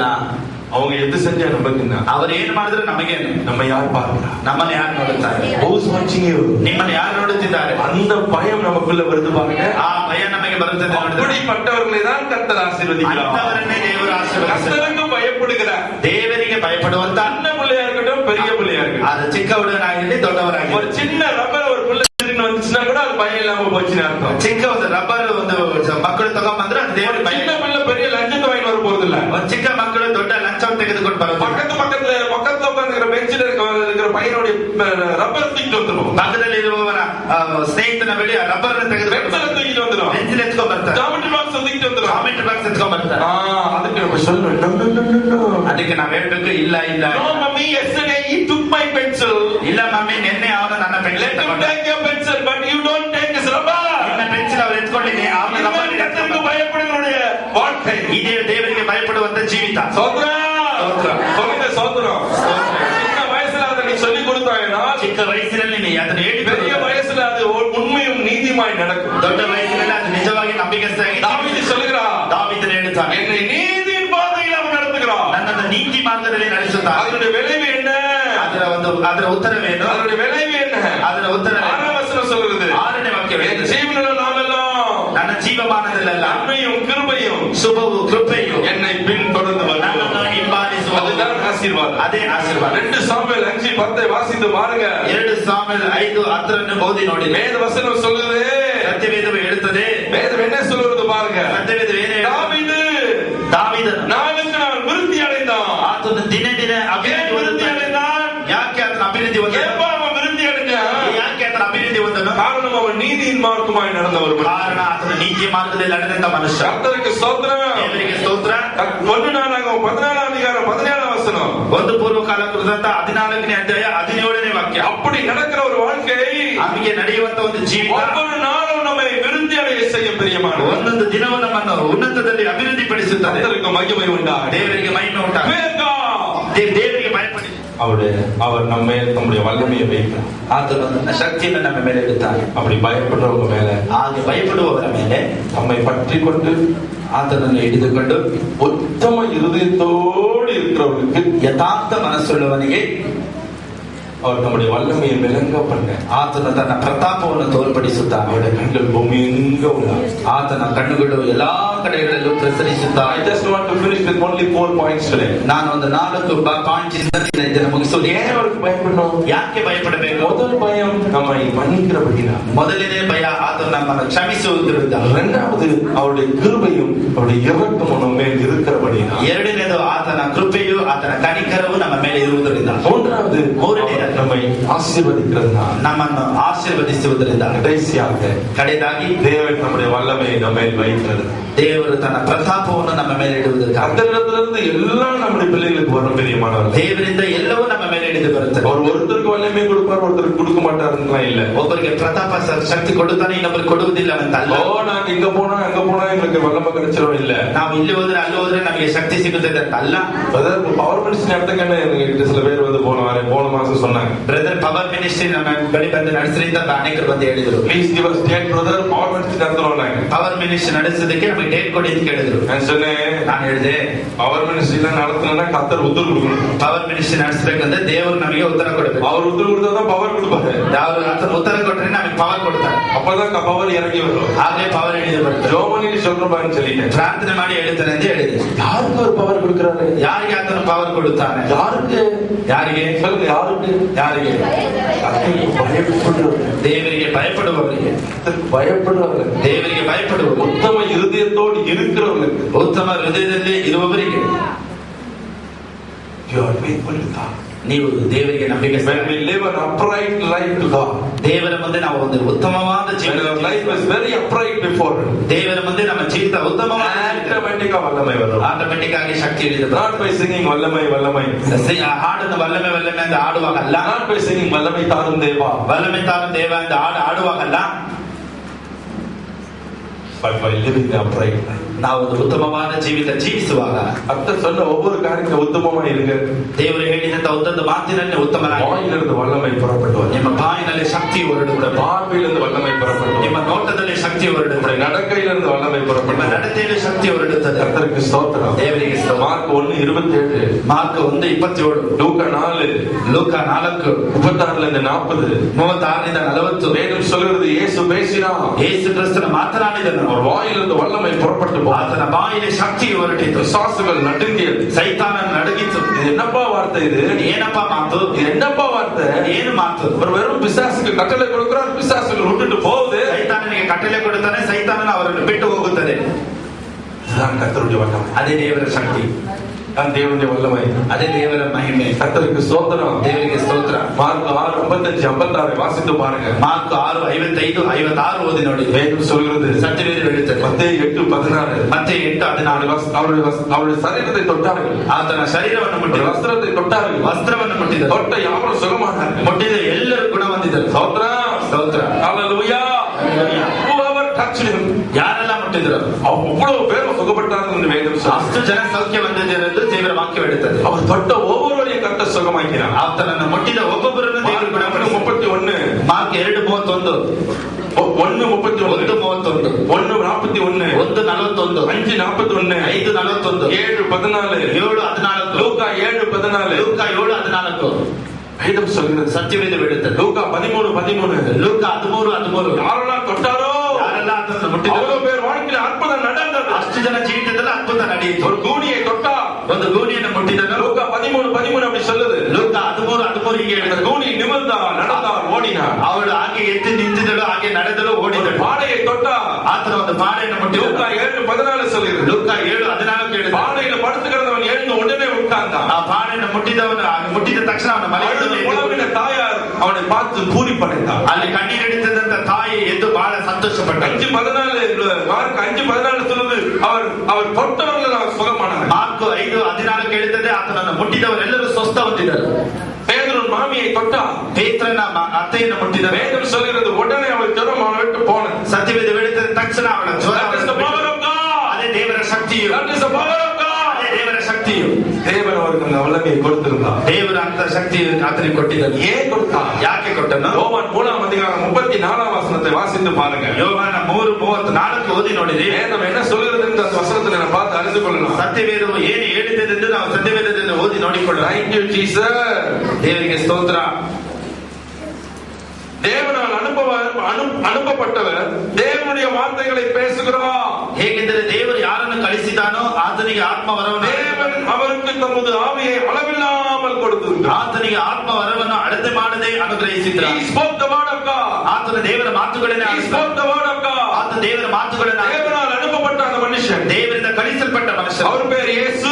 ಆತನ ಹೆಸರು ಯೇಸು. தேவனுடைய வார்த்தைகளை மாத்திரம் பேசினார். ದೇವರ ಮಾತನ್ನು ಮಾತ್ರ ಮಾತನಾಡಿ, வீணான காரியங்களை அவர் பேசவில்லை. ವ್ಯರ್ಥವಾದ ಮಾತು ಮಾತನಾಡಲಿಲ್ಲ. தேவன் சொன்னபடியே அவர் செய்தார். ದೇವರು ಹೇಳಿದಂತೆ ಮಾತನಾಡಿ, பிதா எனக்கு எதை காண்பிக்கிறாரோ அதை மாத்திரம் நான் செய்கிறேன். ತಂದೆ ಯಾವುದನ್ನು ತೋರಿಸಿಕೊಡುತ್ತಾನೋ ಅದನ್ನು ಮಾತ್ರ ಮಾಡುತ್ತೇನೆ. பிதா மன்னிக்க சொன்னார், அவர் மன்னித்தார். ತಂದೆ ಕ್ಷಮಿಸಲು ಹೇಳಿದನು, ನಾನು ಕ್ಷಮಿಸಿದೆ. பிதா நேசிக்க சொன்னார், அவர் நேசித்தார். ತಂದೆ ಪ್ರೀತಿಸಿ ಹೇಳಿದನು, ನಾನು ಪ್ರೀತಿಸಿದೆ. பிதா சிலுவைக்கு போக சொன்னார், அவர் போனார். ತಂದೆ ಶಿಲುಬೆಗೆ ಹೋಗು ಎಂದು ಹೇಳಿದನು, ಹೋದೆನು. கர்த்தர் அவருக்கு அளவில்லாமல் நம்முடைய வல்லமையை கொடுத்தார். ದೇವರು ಅಳತೆ ಇಲ್ಲದೆ ತನ್ನ ಪ್ರಭಾವ ಶಕ್ತಿಯನ್ನು ಕೊಟ್ಟರು. அபிஷேகம் பெற்ற மாற்றத்துல ಅಭಿಷೇಕ ಹೊಂದಿದ ತಕ್ಷಣ லூக்கா 3:21 22 ಲೂಕ 3:21-22 வேதம் சொல்கிறது, ಸತ್ಯವೇದ ಹೇಳುತ್ತದೆ, அவர் அபிஷேகம் பெற்ற பிறகு ಅಭಿಷೇಕ ಹೊಂದಿದ ನಂತರ அவரை வனாந்தரத்துக்கு ஆவியானவர் கொண்டு போனார். ಆತನನ್ನು ಅರಣ್ಯಕ್ಕೆ ಪವಿತ್ರಾತ್ಮನು ಕೊಂಡೊಯ್ದನು.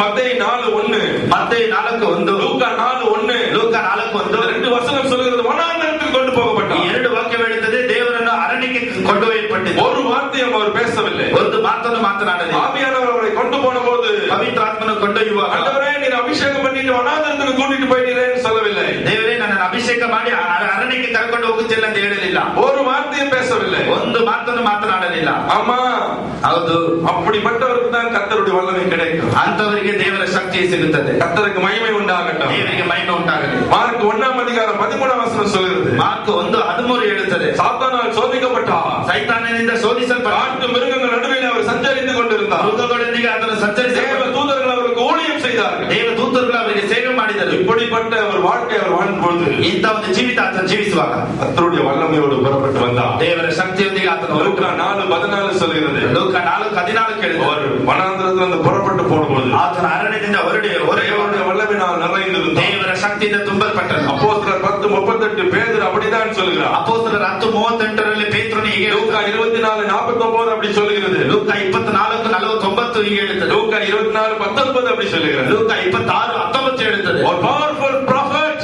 ಆತನ ಒಂದು ಶಕ್ತಿಯುಳ್ಳ ಪ್ರವಾದಿ, அவர் வாய் திறந்து சொன்ன ஒவ்வொரு வார்த்தையிலும் வல்லமை இருந்தது. ಆತನ ಬಾಯಿ ತೆರೆದು ಹೇಳಿದಂತ ಒಂದೊಂದು ವಾಕ್ಯ 3:19 சொல்ல சாமுவேல் சொன்ன வார்த்தை ஒன்றும் தரையில் விழவில்லை. 1 ಸಾಮುವೇಲ 3:19 ಸಾಮುವೇಲ ಹೇಳಿದಂತ ಮಾತು ಒಂದು ವ್ಯರ್ಥವಾಗಲಿಲ್ಲ. அப்போஸ்தலர் 5:15-16 பேதுரு நடந்து போனபோது வல்லமை புறப்பட்டு போனது. ಅಪೊಸ್ತಲರ 5:15-16 ಪೇತ್ರ ನಡೆದುಕೊಂಡು ಹೋಗುವಾಗ ಶಕ್ತಿ anointing was exhibited in the power in his disciples life. ಆತನ ಶಿಷ್ಯರ ಜೀವಿತದಲ್ಲಿ ದೇವರ ಶಕ್ತಿ ಹೊರಡಿತು. கர்த்தருக்கு மகிமை உண்டு. ದೇವರಿಗೆ ಮಹಿಮೆ ಉಂಟು. சொல்லுங்க ஹalleluya. உண்மையாய் கர்த்தருக்கு பயப்படுவர்களுக்கு, ನಿಜವಾಗಿ ದೇವರಿಗೆ ಭಯಪಡುವವರಿಗೆ நம்முடைய வல்லமையை கொடுக்கிறார். ತನ್ನ ಶಕ್ತಿಯನ್ನು ಕೊಡುತ್ತಾನೆ. உங்களுக்கு அவர் நம்முடைய வல்லமையை கொடுக்கிறார். ನಿಮಗೂ ತನ್ನ ಶಕ್ತಿಯನ್ನು ಕೊಡುತ್ತಾನೆ. ஸ்தோத்திரம். கர்ப்பத்தின் மேல் உடைய கரங்களை வைப்பீராக. துவங்காமல் இருக்கிற ஒவ்வொரு காரியத்தின் மேல் உடைய கரங்களை வைப்பீராக. வியாதியா இருக்கிற சரீரத்தின் மேல் உடைய கரங்களை வைப்பீராக. பிசாசு பிடித்த ஜனங்கள் மேல் உடைய கரங்களை வைப்பீராக. ஒவ்வொரு கிரியைகளையும் கர்த்தத்தாலே மாற்றுவீராக. எல்லா வெறுமையும் இயேசுவின் நாமத்தில் மறைவதாக. அதற்கு பதிலாக எல்லாம் நிறைவாய் ஆசீர்வதிக்கப்படுவதாக. ஒவ்வொரு காலியான இடத்தையும் உம்முடைய மகிமையினால் நிரப்புவீராக. ஒவ்வொரு பிள்ளைகளும் ரட்சிக்கப்படுவார்களாக.